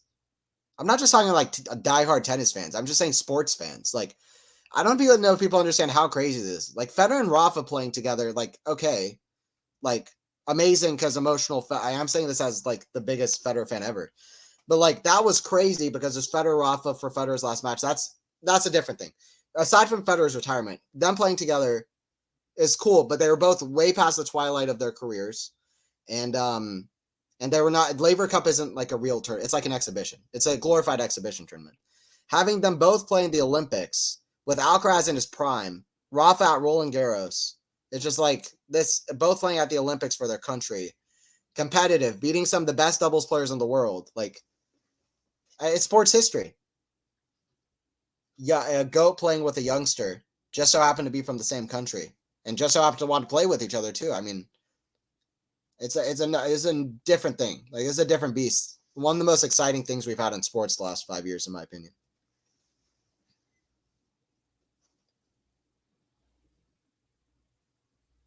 Smash, volley put away from Gille. 40-30. That makes me positive. Also, I have not watched this pair play till now. Maybe I should watch them now. Yeah, I think so, Snahil. I'm going all the way for this pair. Murray Evans. I'm excited. I'm cheering them on. Go Murray. Love it, Brian V. How are you doing? So, still sorry, my typing is hopeless. You're good, Tom. Listen, 40-30 is an underrated moment for the returning pair. Like, you never know. 40-30 is not that different from advantage. That's a great return for Murray. We're at deuce now. What did I say? It's hard to think about it sometimes, but 40-30 is basically just advantage. The only difference is you haven't won 3 points in the game yet, but still. Logistically, it means it's the same. Literally, it's exactly the same.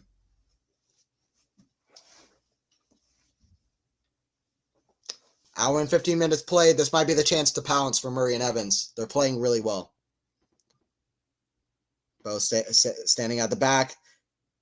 Right on. Oh, that's a sweet shot from Evans. Let's go.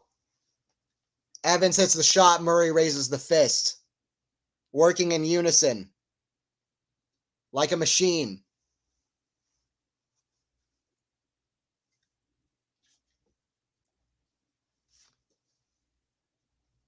They still got life in this tournament. Resurrected in their last match. 5 consecutive match points. But Murray is not done yet. And his legacy will live forever. But he's not done yet in this tournament. Break point. Ah, that's a great ace. Too good. Too good. Deuce. 40-30 is an underrated moment for a returning pair. That's such an Anthony comment. Only Anthony could say this. That's true. That's true. I can say a weird comment or two. Or 3 or 4 or 5 or 6 or 7 or 8. I can say a lot of weird comments. Backhand slice. Forehand of what's it? Vliegan. Vliegan with a lot. It's a great shot. That goes out though. Evans with the fist bump. Break point for Murray and Evans.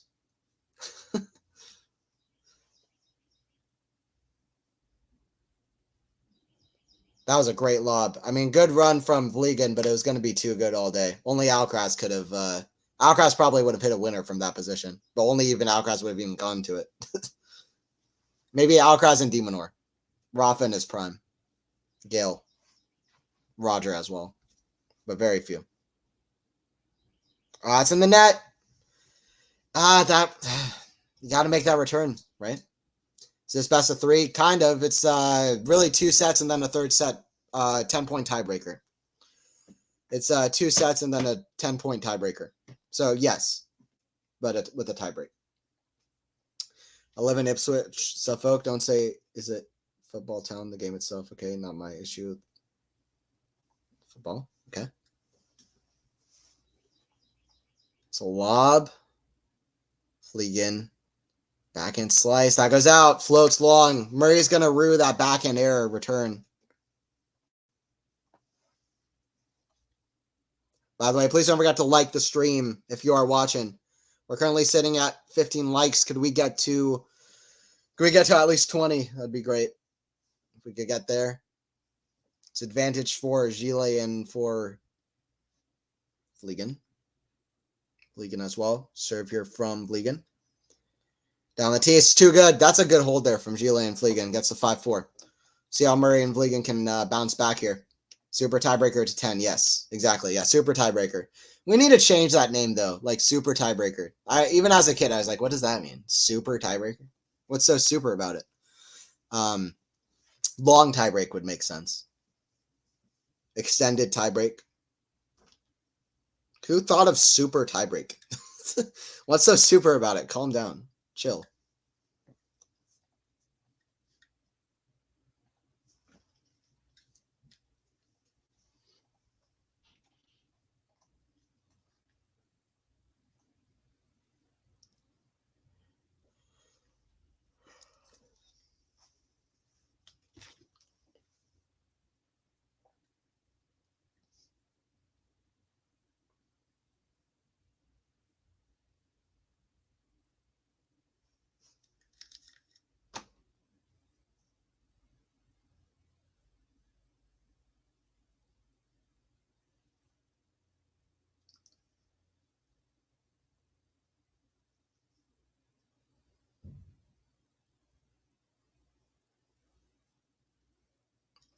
By the way, Schmidlova looks so much like Kalinskaya.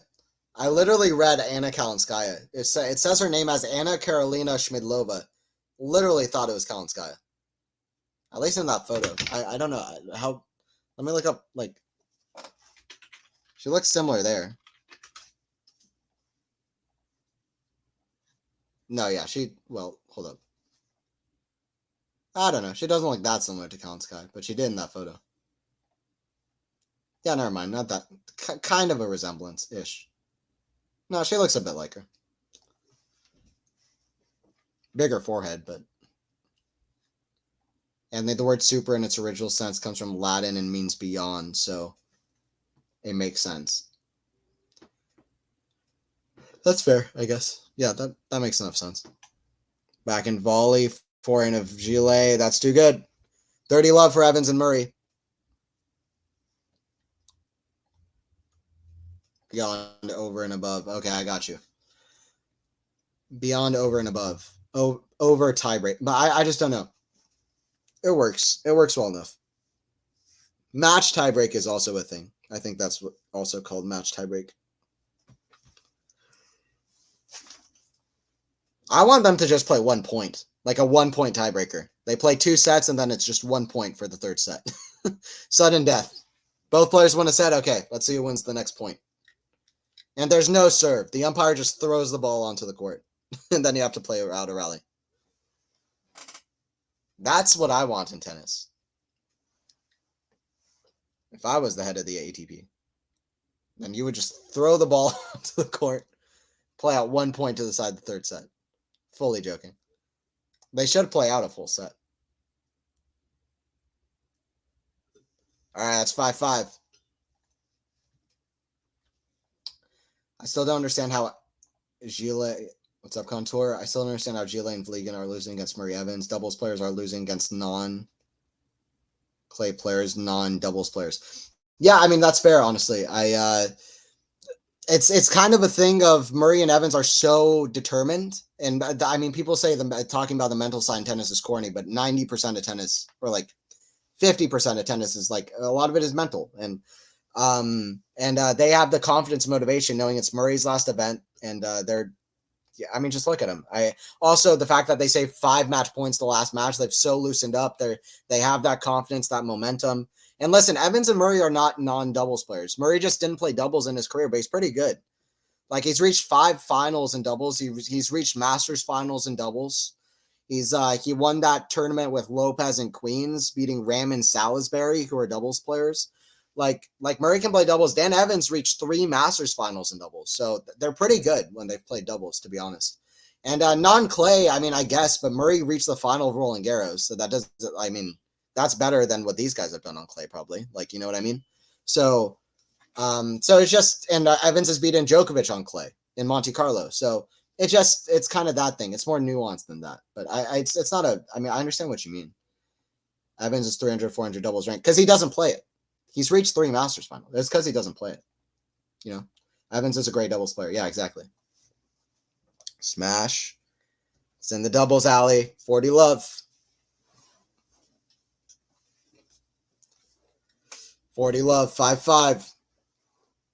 It's getting close at the end here. I'm smelling another tiebreaker, or a first tiebreaker. We had a couple tiebreakers in the Alcaraz-Rafa match. Gille with the serve at 40 love. Go to 6-5. Let's see. I don't doubt, though. I don't think Murray and Evans have given up on this game. There's been a couple of games where they nearly climb back to deuce or to 40-30 or to something else. So I don't think they've given up on this game either. Back and cross court. It's down the line's too good. That one-handed backhand from Gille is sweet. 6-5. Now they've given up on the game. Doesn't matter. Contour, Evans and Murray are very good. They've had great performances, big events in doubles. Yep. Yeah, totally agree. Absolutely. All right, 6-5. All right, I'll be back in one moment. I'm going to get some water for myself. I'll be back in a moment.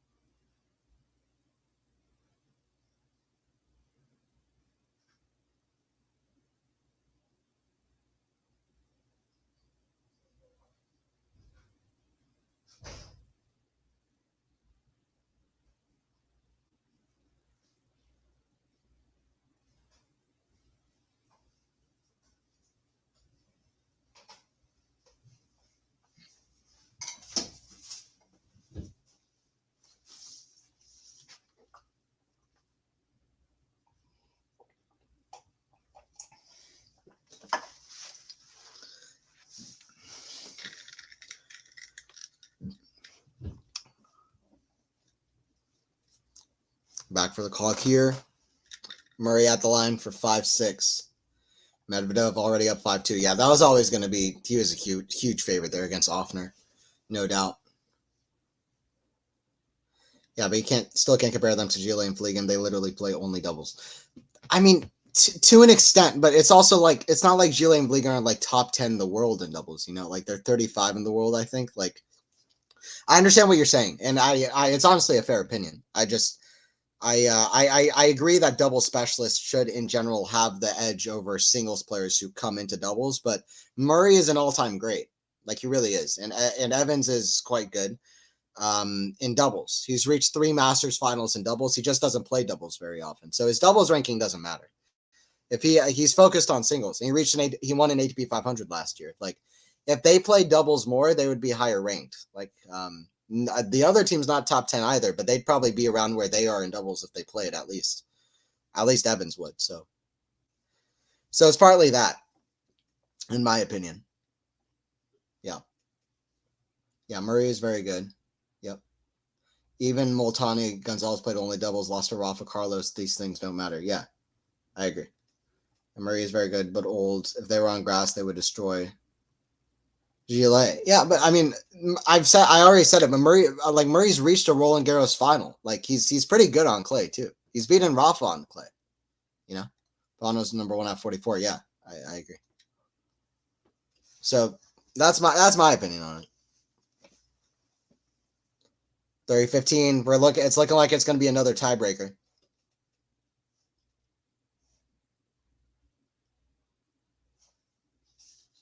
Like, you have to contextualize everything.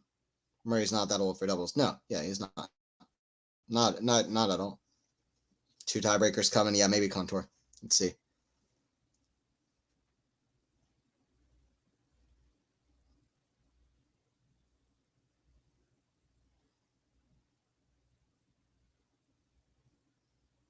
Forehand half volley, forehand of Gille.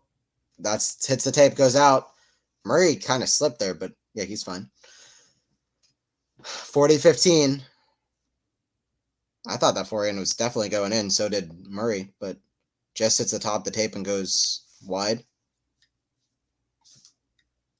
Hopefully, Anthony, we haven't jinxed Morons. Yeah, I hope not. Let's see.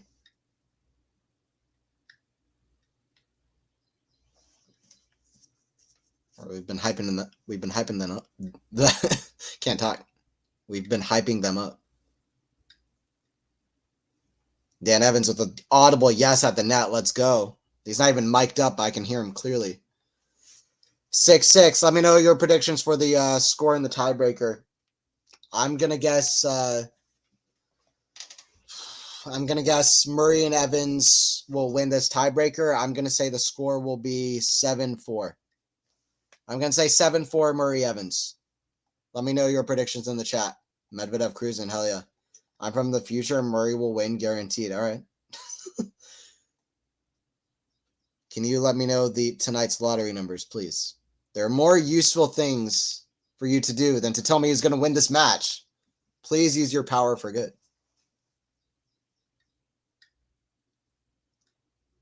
Serve here from Vliegan. Backhand of Evans, forehand swing volley. That goes out, 1-0. 1-0 up a mini break. Yeah, Jared Medvedev. I love to see it. I said it on the last stream, Jared. Medvedev always causes trouble when nobody expects him to. And he loves kind of, when people are fighting for history, he loves tearing that away. Medvedev is like right in line with like Olympic winners that there have been. Like, he's that level of unpredictable is like exactly where Medvedev is at. Like, he's perfect, I'm not saying that he's gonna do something. I'm just like, it's a fun thought. Oh, that goes out. Hits the tape and goes out. Must have been just long. It is out, 2-0.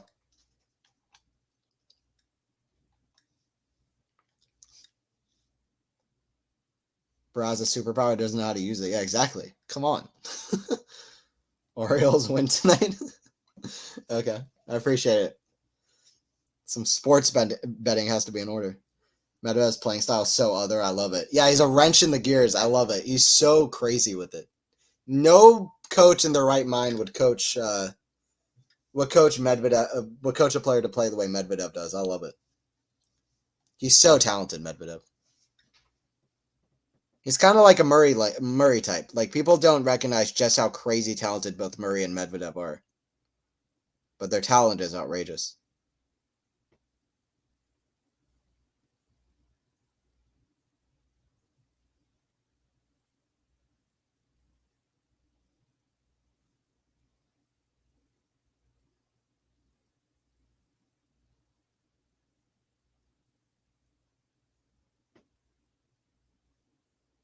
Wow, Murray and Evans had such a long conversation there trying to figure out where they're going to be in the court after Evans serves. Evans kind of made a mistake with reading what Murray was saying to him, and then he double faulted. Terrible double fault, so. Haha, Anthony's still hyper. Yeah, my energy never dies, man. Here, moi.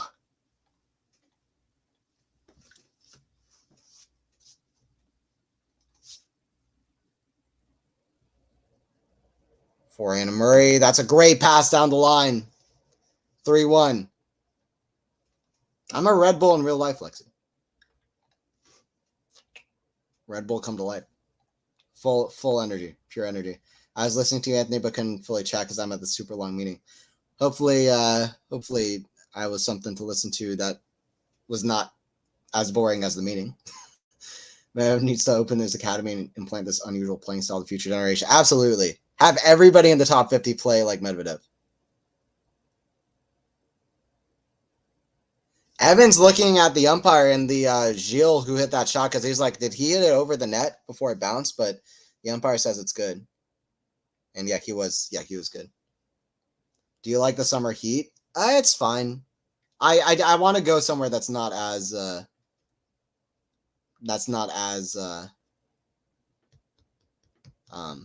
not as hot all the time. Meetings suck, yeah. I couldn't help but not smile. That's awesome.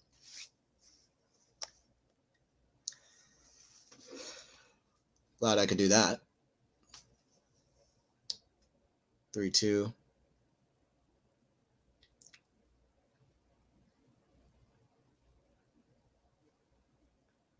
It's a double fault. What are they doing? They're going up mini breaks and then double faulting. I mean, that's going to cost them. Evans and Murray have lost 3 points this tiebreaker. 2 of them have been double faults. What is going on right now?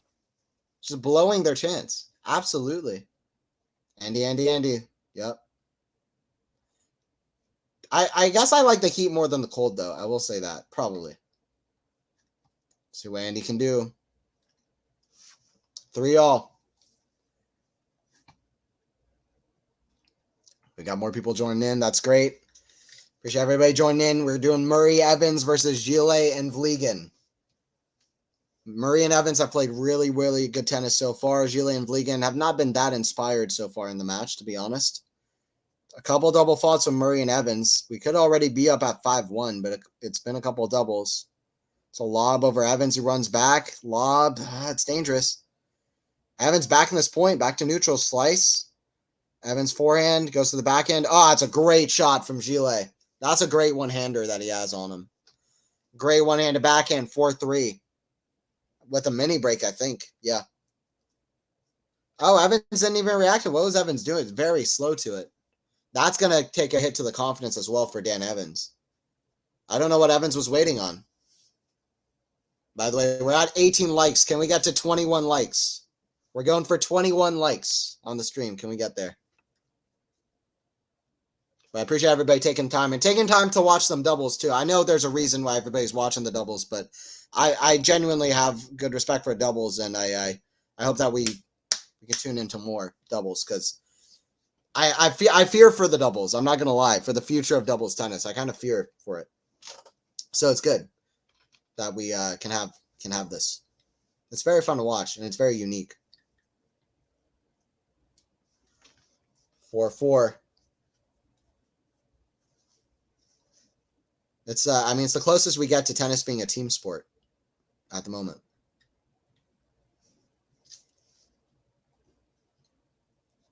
Just when the set, don't take it to 10 point. Yeah, we need that. Medvedev and Offner had a laugh together during the break. Nice to see. Love it. Yeah, Medvedev is one of those guys.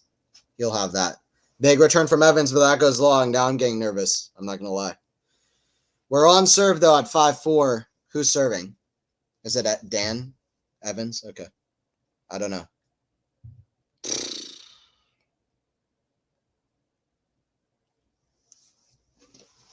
This is what we were talking about earlier. This is why, can't remember who said it, but yeah, this is why David probably wouldn't be able to watch. Like, I need to watch this with my eyes closed. I am nervous for Andy. Murray got it. Okay, Brian. Brian coming from the future. Oh, what was that? Andy with luck on his side as he completely missed, like, shanks a volley, but he shanks a volley winner. That's not a good sign. Dan, I think, holding on to his back or something. I think that was his injury, right? Evans' back injury? He looks fine, but that could stop them from getting to the final. I hope not.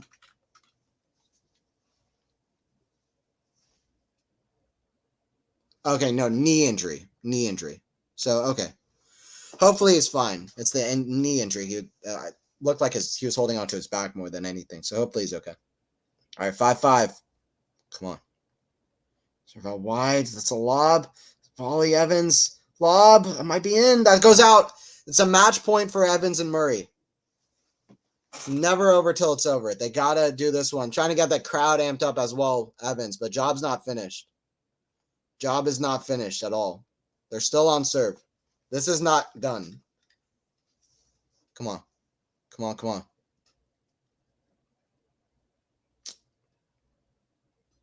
And it could be two more really good double. I mean, Fritz and Paul could be in the next round. That could be tough. But Hasse and Roger, I mean, those are two players that know their way around a doubles court well. So you never know how many more wins Murray is going to have in his professional tennis career. Got to take in these moments. Got to watch Andy. Serve goes out.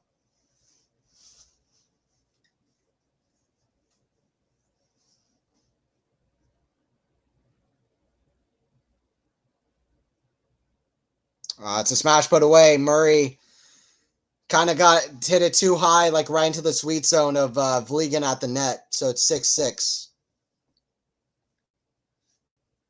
6-all, yeah. Tight moments. Tight moments phase on. Job's not done, Kobe. Exactly. Got to learn from wise words of Kobe. Come on, guys, please finish it. Hello, phase on.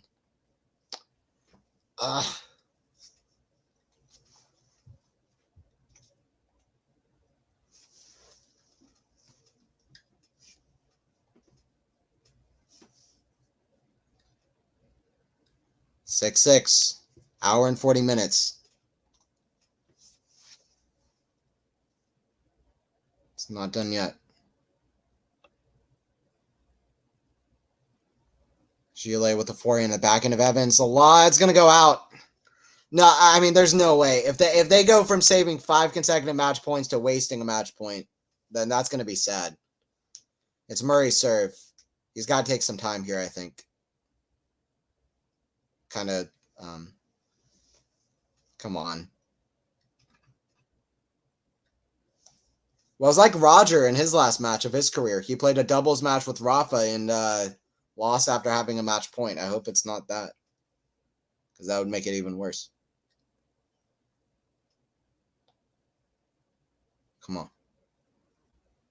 First serve hits the tape. That's not a great first serve, to be honest.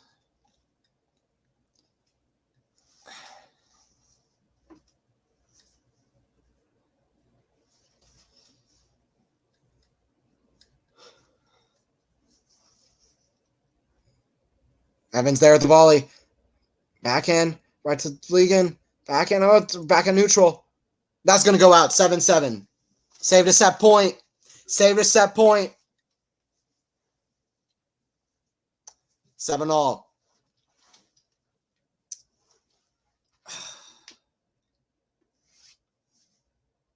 Dan Evans with his fist in the air.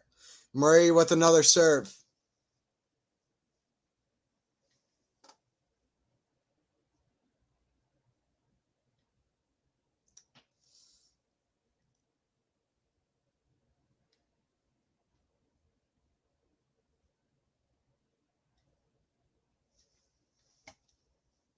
Here we go. 7-7. Serve for Murray. He'd like a big one here. Right into the body. I love it. Body serve from Murray. Andy Murray's a creative player, man. He's a smart player. And he knew that was smart. A big body serve. I don't remember him hitting one. That was massive. He loves watching Carlos. Carlos always occasionally loves a big body serve. Carlos and Andy do remind me of each other in some ways. They go for big things in the big moments. They love the game to bits. And they're very creative on the tennis court. There's a reason Murray Alcaraz is his favorite player. And Murray is a legend of the game. He's got it. Match point here. Second match point. For yet another win in his final professional tennis tournament of his career. To be in the quarterfinals of the Olympics. Forehand. Oh, it's going to go. No, it's in. Oh, Evans dives. Is he okay? Wow, Evans going. I thought that was going out for sure. What was that? What was that volley? He completely mishit it. I mean, Evans. what a camera angle. Dan Evans giving his absolute all. If you don't believe that he's not giving his all for Murray's last tournament. Dude, this guy's covered in clay. He's more clay than person at this point. And more clay than skin. That's insane. 2 match points saved now for Gille and Vliegan. If they get to 5 and then they finish this, that would be disappointing. Be insane. Forehand is going to go out. It's another set point for Gille and Vliegan. What was that volley? Oh, what is Murray and Evans are complaining about something.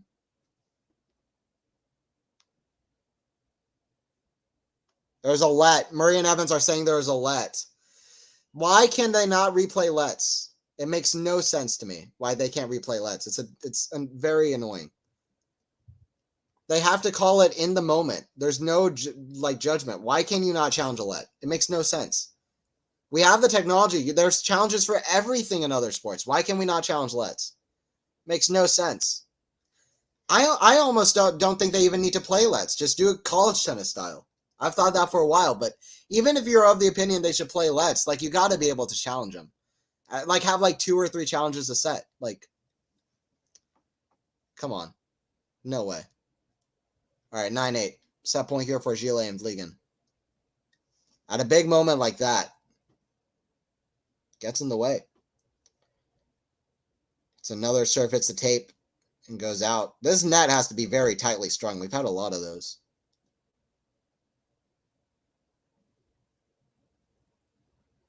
Be very tightly set up.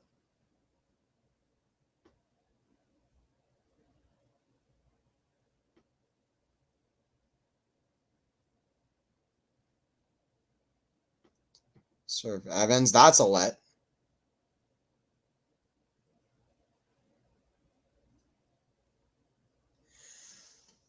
This is nervy. This is tense. It's tight. What a strange match. Yeah, for sure. Just another Andy Murray match just like throughout his career. Yeah, exactly. It's impossible to watch.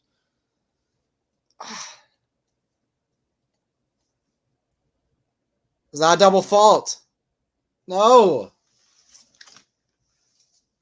We're going to get a third set tiebreaker. 2 match points saved. All right, stick around for this third set match tiebreaker. I'm not going anywhere. Heck, let's go Andy. Let's go Morans. That's the name that we're giving him. Morans. What? Yeah, because listen, it was that there was a big delay, but that he had already missed his first serve. Then his second serve was a let. Please don't do that to me. Yeah. They need to have replays on lets. There's no doubt about it. It just gets in the way in the big moments. They need to have replays on double bounces. They need to have replays on lets. There's no reason for us not to. I mean, people will say, well, slow down play, which is, I guess, fair, but it just, I mean, come on.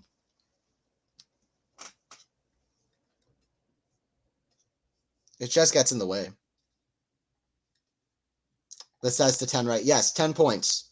10 points. They'll switch sides every 6 points. One person will serve 1 point, and then the other team serves 2 points, and then so on and so on. Every team will serve twice for 2 points. First to 10, win by 2.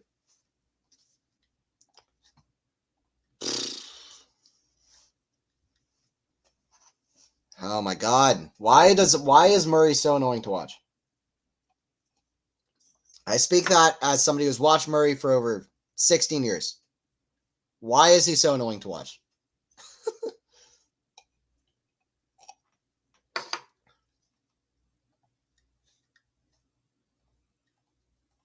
As a Murray fan for over 15 years, why is he the most annoying person to watch? His matches are like this all the time. He has the most 2-set-to-love comebacks ever. Almost, like, he's had countless epic, like, 5-set matches and 3-set matches. A lot of them losses, but a lot of comebacks and great wins as well. A lot of great wins.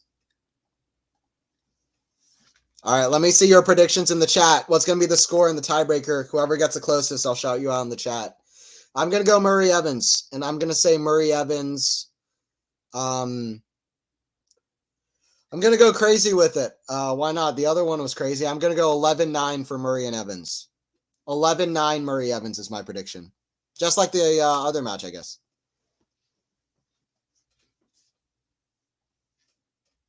But I kind of have a bad feeling about it, to be honest. I kind of have a bad feeling about it. This might be the last moments of Murray's career on a court. So if it is, take it in. You know? Sadly, Andy never had the speed of Jim Courier-Kiefer, the German. Well, he's been pretty fast, though. He's pretty fast for his height, anyway. No prediction for me. I don't want to jinx. Yeah, fair enough. I have a bad feeling about it. I'm not going to lie. I'm going to stick by my prediction, but...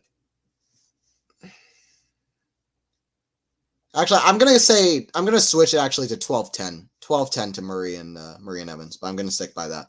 12-10 Murray and Evans. Just, I guess, a bold prediction, but... Let me know in the chat. I have a bad feeling about it. Gille and it's hard to win a match tiebreaker after blowing match points to the other tiebreaker. And Gille and Vliegan are only playing better and better and growing in confidence. Let's see. Also, Murray and Evans have a lot to follow up with the other match tiebreaker that they played. They could get confidence from that, though. Let's see. They have to have a good start, though. They don't want to go back behind, like, whatever, 9-4 or whatever. They can't do that again. There's no doubt. They have to have a good start, in my opinion. Here we go. Here we go. Take it in case it is the last we'll see of Andy Murray on a tennis court. Smash that Shirley put away. That is 1-0. Let's go. Come on. Come on, Murray. 1-0. Let's go. Let's go, Murray and Evans. Gille, Vliegan to serve. Gille to serve.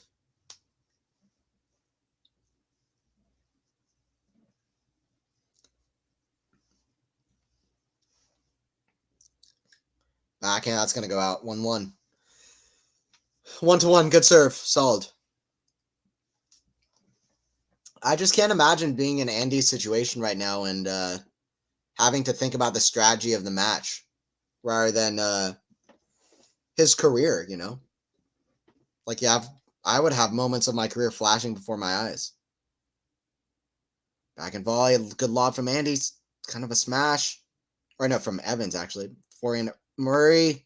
Goes out. Let's go. 2-1. Let's go. 2-1. Come on, they got to take it. They got to have a quick start here. Listen, having that 9-4 comeback is actually going to be, like, mentally so helpful. Like, I could only imagine. Because, like, anything is easier than that. Once you get through that, anything else is easier.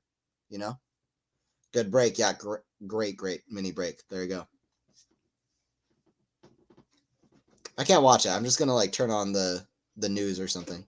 I can't watch this. It's too much. It's too much. Forehand swing volley. Forehand of Vliegan. Backhand volley Evans. Forehand. They're going big. Oh, wow. No way. Murray left it. I think he almost tried to hit it, but he left it. I want to see this in slow-mo. Murray did leave it just, and it goes out. Wow, what an eye from Murray. Come on, Andy and Dan. Yes. Come on, I can't watch the match, but just cheering them on. Yeah. They're not shown anywhere in my country. Oh, that's too bad. They're playing really well. That sucks. They should have this they should have this. It's insane. I mean, there's so many like Indian tennis fans as well. Like, just that's crazy. Unfortunate. That's in the nuts. Wow. Murray hits the air and Evans smashes his racket. 3-2 Evans Murray, but we're back on serve. This is just becoming impossible to watch, I'm not gonna lie.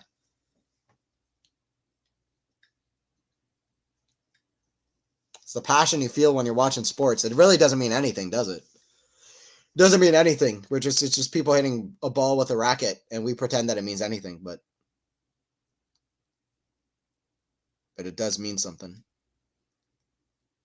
If anything means anything, you know. Not to get deep, but serve here from Vliegan. Oh, no way! Did he make it or he missed it?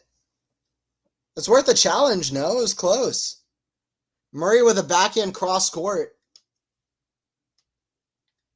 Surely it was close. I thought Murray made it. It's 3-3. For times they only show Philippe Chatrier, man. Come on. That's just unfortunate. It's sad. Suman Nagal is dope. Yeah, he's great. He won like in straight sets in Australia after qualifying in his first round. He's great. I forgot who he beat. Oh, Bublik, I think. Great match there. And yeah, he's been fighting hard. He was like outside the top 400 or 500 in the world, and then he's climbed up into like the top 100, I think. Goes out.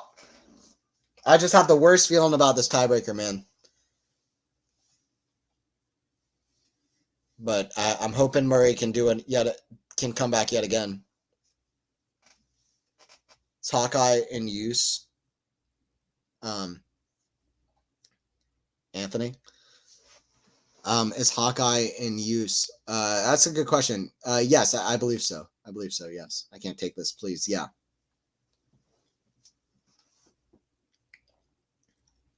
Backhand, that's shanked. It's not going to go in. That goes out. 4-4. Of course, it's going to be an extended tiebreaker at the end here. Of course, it's going to be another extended tiebreaker. It always has to be with Murray. Murray's matches are always 5 hours long and down to the wire. It's these moments right here in the middle of this tiebreaker that could make or break them. They have to be focused every point.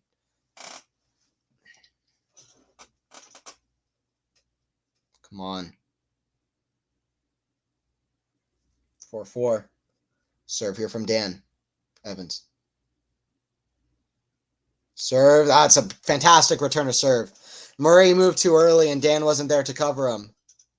The return was too good, though. Blazing return from Vliegan. From Vliegan. What, I don't know. 5-4. Great shot there from Vliegan. The Belgian team trying to end Andy Murray's career, basically, but really trying to progress to the next round. I mean, they've played a good match, or they've started playing really well within the last like 30 minutes or so. Before that, they were a little bit flat, but they're picking up in level as this goes, which is not great. OMG, yep. Backhand Murray, come on, it's a chance. That's in the net. 5-5. Let's go. Anthony, your enthusiasm drove me back to the Murray match. Daniel will have to wait. Yeah, I appreciate that, Jara. You got to bring the passion. Am I wrong for being passionate? I love it. Yeah, I'm glad you could come back. Oh, my God, man. 5-5. And this is one match where I can't be unbiased. I just can't. It's literally not in my DNA. I try. That's a volley into the net. But I'm giving Gille and Vliegan their dues as well. But that's a volley into the net. Gille and Vliegan will be disappointed by that. 6-5. Can Evans and Murray go all the way to the finish line here? They gotta. I like that it's Murray serving as well. I'm not gonna lie. Passion is great. Love it. Love it. Come on, Murray. 6-5. This might be the crucial point here. If it goes to 6-6, anything's on the cards. Need to win this point. I agree. This is the point. This is the point right here. All eyes on this one. Backhand Shirley. Oh, it's a lob. Murray's there. What is Evans doing? Forehand chip. It's such an awkward point. Backhand Murray. That's in the nuts. Stop it. What was Evans doing there? Evans was like, you can play singles. You're like you're like one of the best of all time in singles, right? Andy, you can play singles. What was that? It was a lob, and Evans just stumbling around, just like, oh, Andy, okay, you got it, right? Come on, man. I just win this, however. I need to win this point. Are you kidding me? What was that?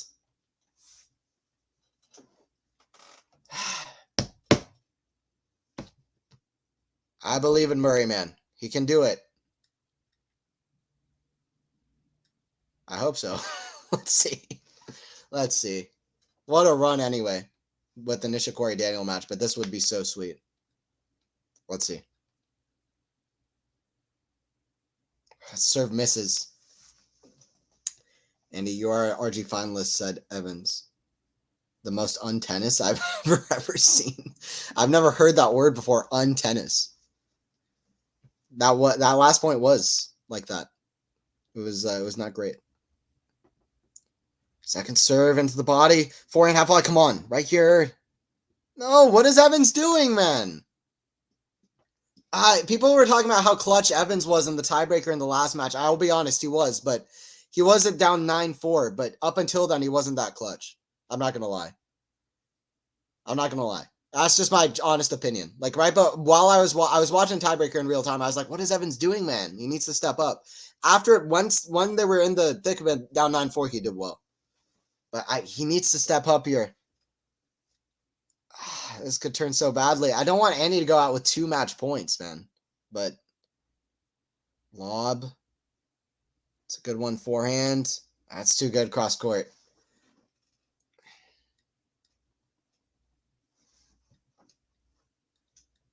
Come on, Muzza. Please.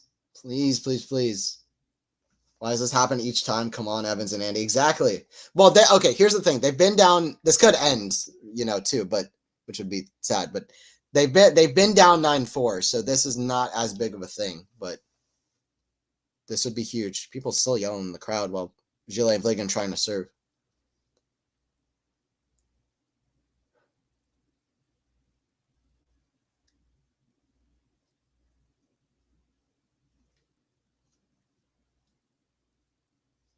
It's a wild comment, Andrew. It was Evans. Evans decided to play with him. All right, serve here from Gille and Vliegan. Backhand. Oh, that's in. Come on. 8-7. They've got this. Come on. I hope. Need a mini break. Come on. It's fine, but it's not true. I mean, if you believe that Murray is one of the best of all time, deserves to have his exit the way he wants to, and that Evans decided to play with him, then it's not true. But it's all good. It's all good. Here we go. 8-7. Evans and Murray to serve.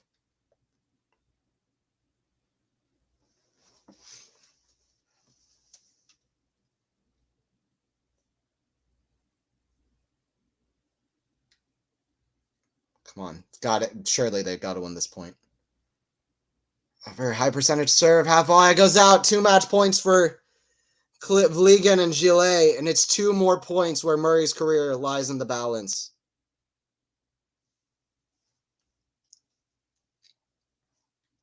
Yeah, guys, please don't forget to like and subscribe to Quality Shot Tennis. Please don't forget to subscribe to Quality Shot Tennis. We're still growing. Check out all the Atlanta Open interviews I've just done. I interviewed Roddick, Bryans. Forehand, that goes out. 1 saved. They've already saved 6. 6 points, and Murray's career is still alive.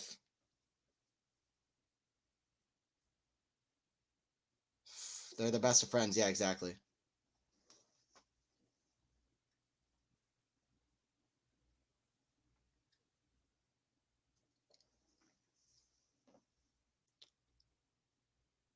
If it is the end, what a pleasure it's been to watch Andy Murray play this game.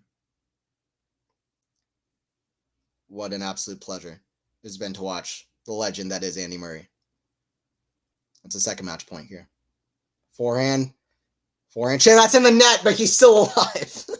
He never dies. It never finishes. His career will go on forever. He'll be 60 and playing in the Wimbledon third round. Everybody's saying he's going to get to the second week. They'll be putting up montages for years and decades to come, saying, Andy, when will you quit? He's down 9-3 and the 9-0 in the tiebreaker. He's still alive. Andy Murray will never die. He never says quit. He's gonna have He's gonna have metal hip, metal legs. Never say die. He's gonna be playing with all of the best of all time. That still doesn't quit. Andy Murray will live forever. He will never die. 9-9. 7 points saved for Murray's career. This is ridiculous. And it is so fitting for a finish for Murray's career. There's no doubt. Anything else is just haters.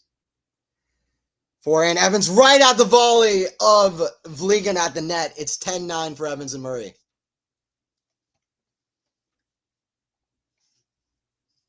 The greatest game again. LOL. Phase on, this is crazy. Please survive this. How are they? Now they have a third match point. Anybody not giving the respect to Murray, it's insane. I mean, come on, please. Please.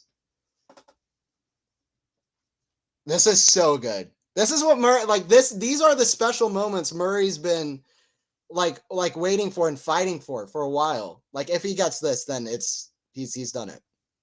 This is what we've been waiting for a send-off. Serve down the tee, surely it's done. Murray is still alive. Let's go. How do you do that? It's amazing. It's amazing. I don't care. I'm just going to react how I react. Amazing. Let's freaking go, man. In the quarterfinals of the Olympics, Murray and Dan take out the doubles guys. Let's go, dude. Oh my God. Andy Murray will never die. 7 points. Bro. Let's freaking go, man. The way they're reacting as well. Let's go. There's no way. I was almost falling. Okay. You love their reactions as well, the passion. How is this real? It is. You know it is. It's not a script. Dude, Andy Murray deserves a movie. I'm going to write an Andy Murray movie. I'm not even joking. Dude, I don't care what anyone says now. I'm just taking in this moment. Andy Murray, man. That's all I got to say, bro. First match I ever watched, Andy Murray fighting his ass off, like from 2 sets to love down against Richard Gasquet at Wimbledon, fighting his butt off, like, and from 2 sets to love down, and that's the earliest memory I have watching tennis. Andy Murray in absolute tears. I'm tearing up.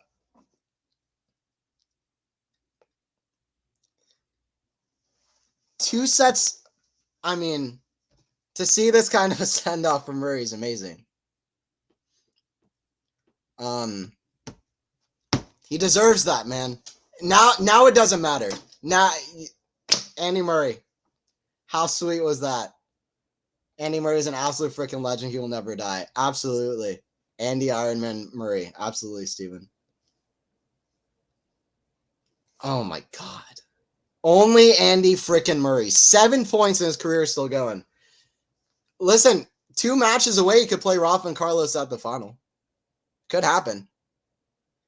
What confidence are they going to bring into the next match? Who's going to beat him? Fritz and Paul? I mean, I don't know. Whatever. Doubt it. Maybe. But Murray and Evans, I mean, they're like, I don't know. They've got a great shot. This is amazing, dude. Straight out of a movie. Only in sports you can have stories like this. When people say like, oh, it's just a game or whatever, like bro. Like, why are we, like, come on. You know? That's amazing. That might be my favorite, one of my favorite wins I've ever seen in tennis. Both of the last two that Murray has had. It's just, it's so earned. As a Murray fan, I've been waiting for that. He's been building up to something special, and it was sad. It was sad when he couldn't play the singles here, when he couldn't play the singles at Wimbledon, when Raducanu pulled out as well. But that, I mean, no hate on her. But it's just, I wanted the dream kind of end to Murray's career. Like, I want to see this again. With that smash from Evans. That smash from Evans, and it's like when Ebden won Bopana's first major with an easy overhead. I think, actually, it was Bopana who hit the overhead winner. Oh my God. That win, man. Andy Murray Universe, MCU Universe, who says no? Let's go, Andy and Evans. You got this. Yeah, I love it, Angela. How are you doing? GG, a nice commentator. I appreciate it. Yeah, it's been Anthony Hirsch here commentating. I appreciate it. Definitely tune into all the videos and streams. This is my favorite thing. It's my favorite thing. The fact that this has happened. As an Andy Murray fan for over 15 years. Listen, there's been so much hate to Andy Murray. Oh, he's never going to win a slam. Oh, he's never going to win Wimbledon. Oh, he's never going to retire. Oh, he's so emotional. Oh, he's so boring to watch. Oh, he'll never be Federer. Oh, he'll never be Djokovic. Oh, he'll never be Nadal. He's so boring. Like, there's so many things. Oh, why is he yelling on the court? He's so dry. He's so dull. He's so this. He's so that. Bro, the dude is just genuine. Enjoy him while he's here. The guy's a legend of sport. Rafa and Carlos on tomorrow. They just said Anthony on BBC. I appreciate that. I do get into it, don't I? I got pretty hyper. But I'm not like a fake reaction channel. Like, I don't like, like, you know. I don't do that. Like, I just react. Krisha, I just found your channel. Absolutely love the commentary. Let's go, Andy, Rafa, and Andy in the final. Yeah, please. Yeah, I appreciate it. Yeah, I appreciate you. And I absolutely loved how you're standing up for Andy Murray. Yeah, I love it, Snow. Yeah, come on. Yeah, I love it, Snow. Yeah, I appreciate you watching as well. I don't want to leave this stream. I don't want to leave this moment of joy. That was the greatest thing ever. That was one of the best moments I've had as a sports fan. No doubt. I mean, it's not like my team won the World Cup or something. It's not like when Messi won the World Cup. It's not that, but Murray, I mean, we needed that. I needed that. Now, if you lose, I don't care really what happens in the next match. I'm content. I'm happy now. After the first one, I was like pretty happy. I was like, I'm pretty happy with this being the end. Now I'm good. I think I'm good. Yeah, I'm good. At this point, I'm good. It's been great. And we got one more Andy Murray match as well, which it makes it perfect. So, yeah. I did start tearing up, I think. I don't cry often, but it's good, though. Guess what? The quarterfinals will be telecast in India. Thank God for that. Hell yeah. Love it. Let's keep our fingers crossed for a Murray Nadal final. Murray and Rafa never play in the final of a slam, but we could get it in the final of Olympics in doubles. 8 years after the last time they play. How good would it be, Rafa Carlos versus Murray and Evans? By the way, I also didn't want Gille and Vliegan to be Murray's last opponents. No offense to them, but that doesn't, like, I don't know. Like, Nishikori and Daniel would have been more fitting, for example, even. Like, I don't know. That part doesn't really matter, but anyway, I'm so happy. I'm just so happy. That's awesome. That's amazing. Dude, Murray is unreal, man. How good was that? How good was that? I can't believe that happened. Only Murray, man.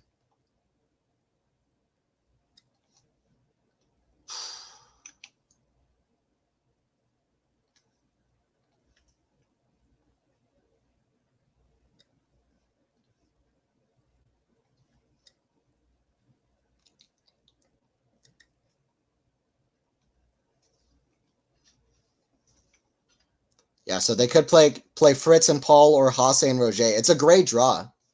I mean, what is like Hasse and Roger's results been like recently? Let me look that up. Hasse and Roger. Well, I mean, it's so annoying now because now it just goes instantly to Olympic scores and nothing else. Let me look. Hase is great, by the way. I like him a lot. What have his results been like? Doubles.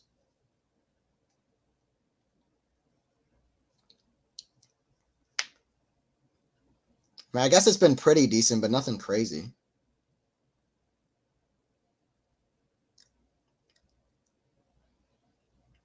Yeah, I mean, nothing that crazy recently. So, and he's been playing a lot with Roger. I mean, they've been doing okay, but not that great. So, it's somewhat winnable.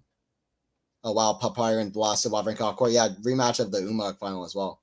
Murray looks like he's enjoying himself. Yeah, Adam, absolutely. And they bring peak Bob and Mike from the Time Machine. He still can't beat them. Yeah, that's true. Yeah, and Bob and Mike, peak Bob and Mike is unbeatable. I agree. That's great for us. Yeah, hell yeah. No, I love it. Good.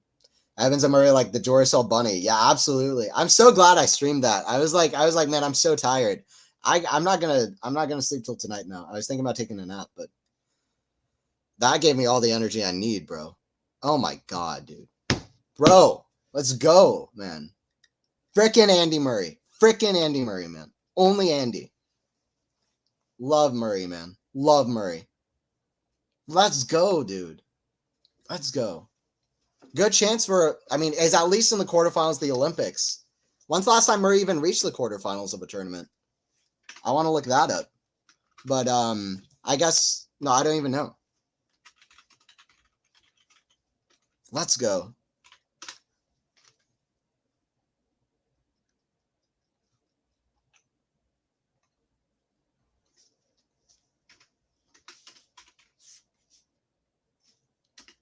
That was amazing. That was absolutely amazing. What a story. What a story line. Murray doing that. I'm trying to think. Last time Murray reached the quarterfinals. I can't even think of when it would be.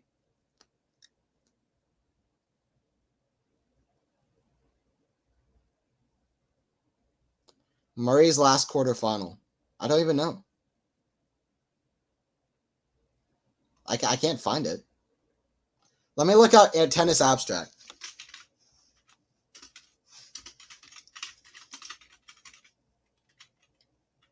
That was unbelievable. That was absolutely unbelievable. That was truly phenomenal. That was so rewarding as a Murray fan. It was crazy. Man, I love sports, man. I love tennis. All right, round quarters. Here we go. Time span, career. So he literally hasn't reached a quarterfinals. Wow, the last quarterfinal of, well, this might just be singles, actually. Hold up.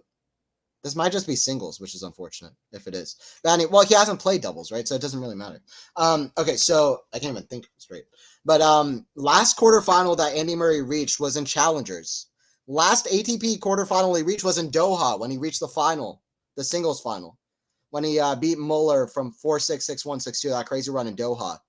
Outside of Challengers. Challenger quarterfinal June, but it doesn't really, I mean, Challenger quarterfinal, okay, whatever. Tour level quarterfinal, this is his first since Doha last year. Bro. That's so good, dude. That's so good, dude. It's so good, dude. Do you think it's easier for singles players to go to doubles? Rather than doubles to go to singles? For sure. Is it easy? No. But Murray is so good that doesn't matter. He's just so talented and so good. Last year after Oz Open, Murray reached some final. Yeah, Doha. So Doha last year, yep. Do you think Madsen Keys hits harder than Sabalenka? It's a random question, Sammy. But does she hit harder than Sabalenka? Maybe. I think so. I think she's like the hardest hitting of anybody. Nadal looks at home in doubles. Yeah, Nadal and Carlos. I love everything that's happened. I love everything that happened. Nadal, Carlos, Murray now. I'm going to look up one last thing if I like. I don't know. I don't even know how to look it up. I want to look up like Fritz's doubles results if I can.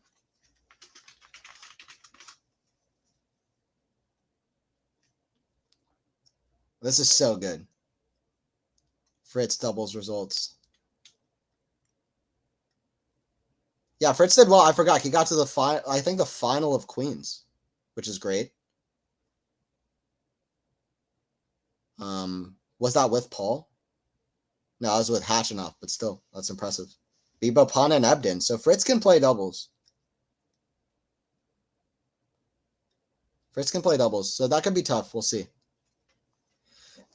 All right, I'm going to head out. That was awesome. That was so good. What did I say? I said 11-9. No, then I switched it to 12-10. I said 11-9 at first.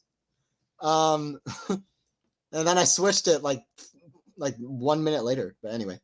All right, I appreciate everybody for joining in. This was great. Andy Murray, shout out to Andy Murray. This guy's a legend forever. Appreciate all of y'all. Snahil, it was fun to chat with you as well. Doubles are almost so much better than singles. Yeah, true. Facts. The doubles are amazing. Murray in a quarterfinal.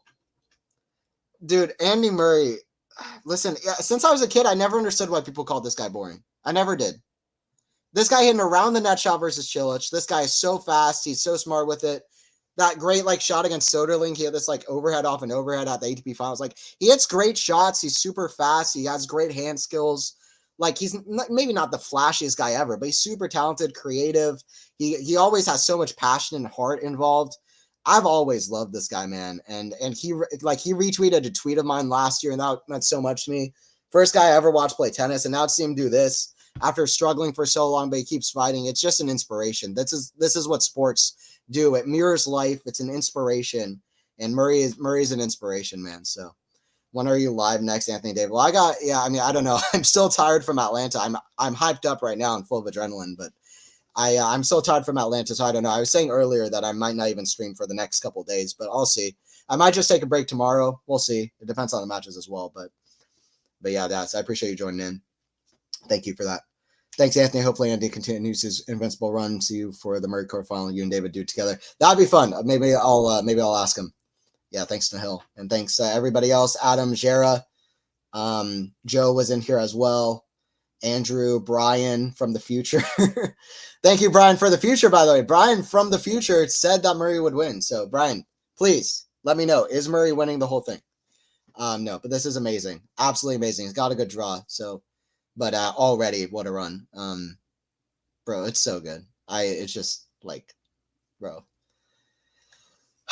Okay. Andy Murray, 11-9. He gets the win over Gille and Vliegan. 11-9 in the third set match tiebreaker. And he survives, and he is immortal. He's inevitable.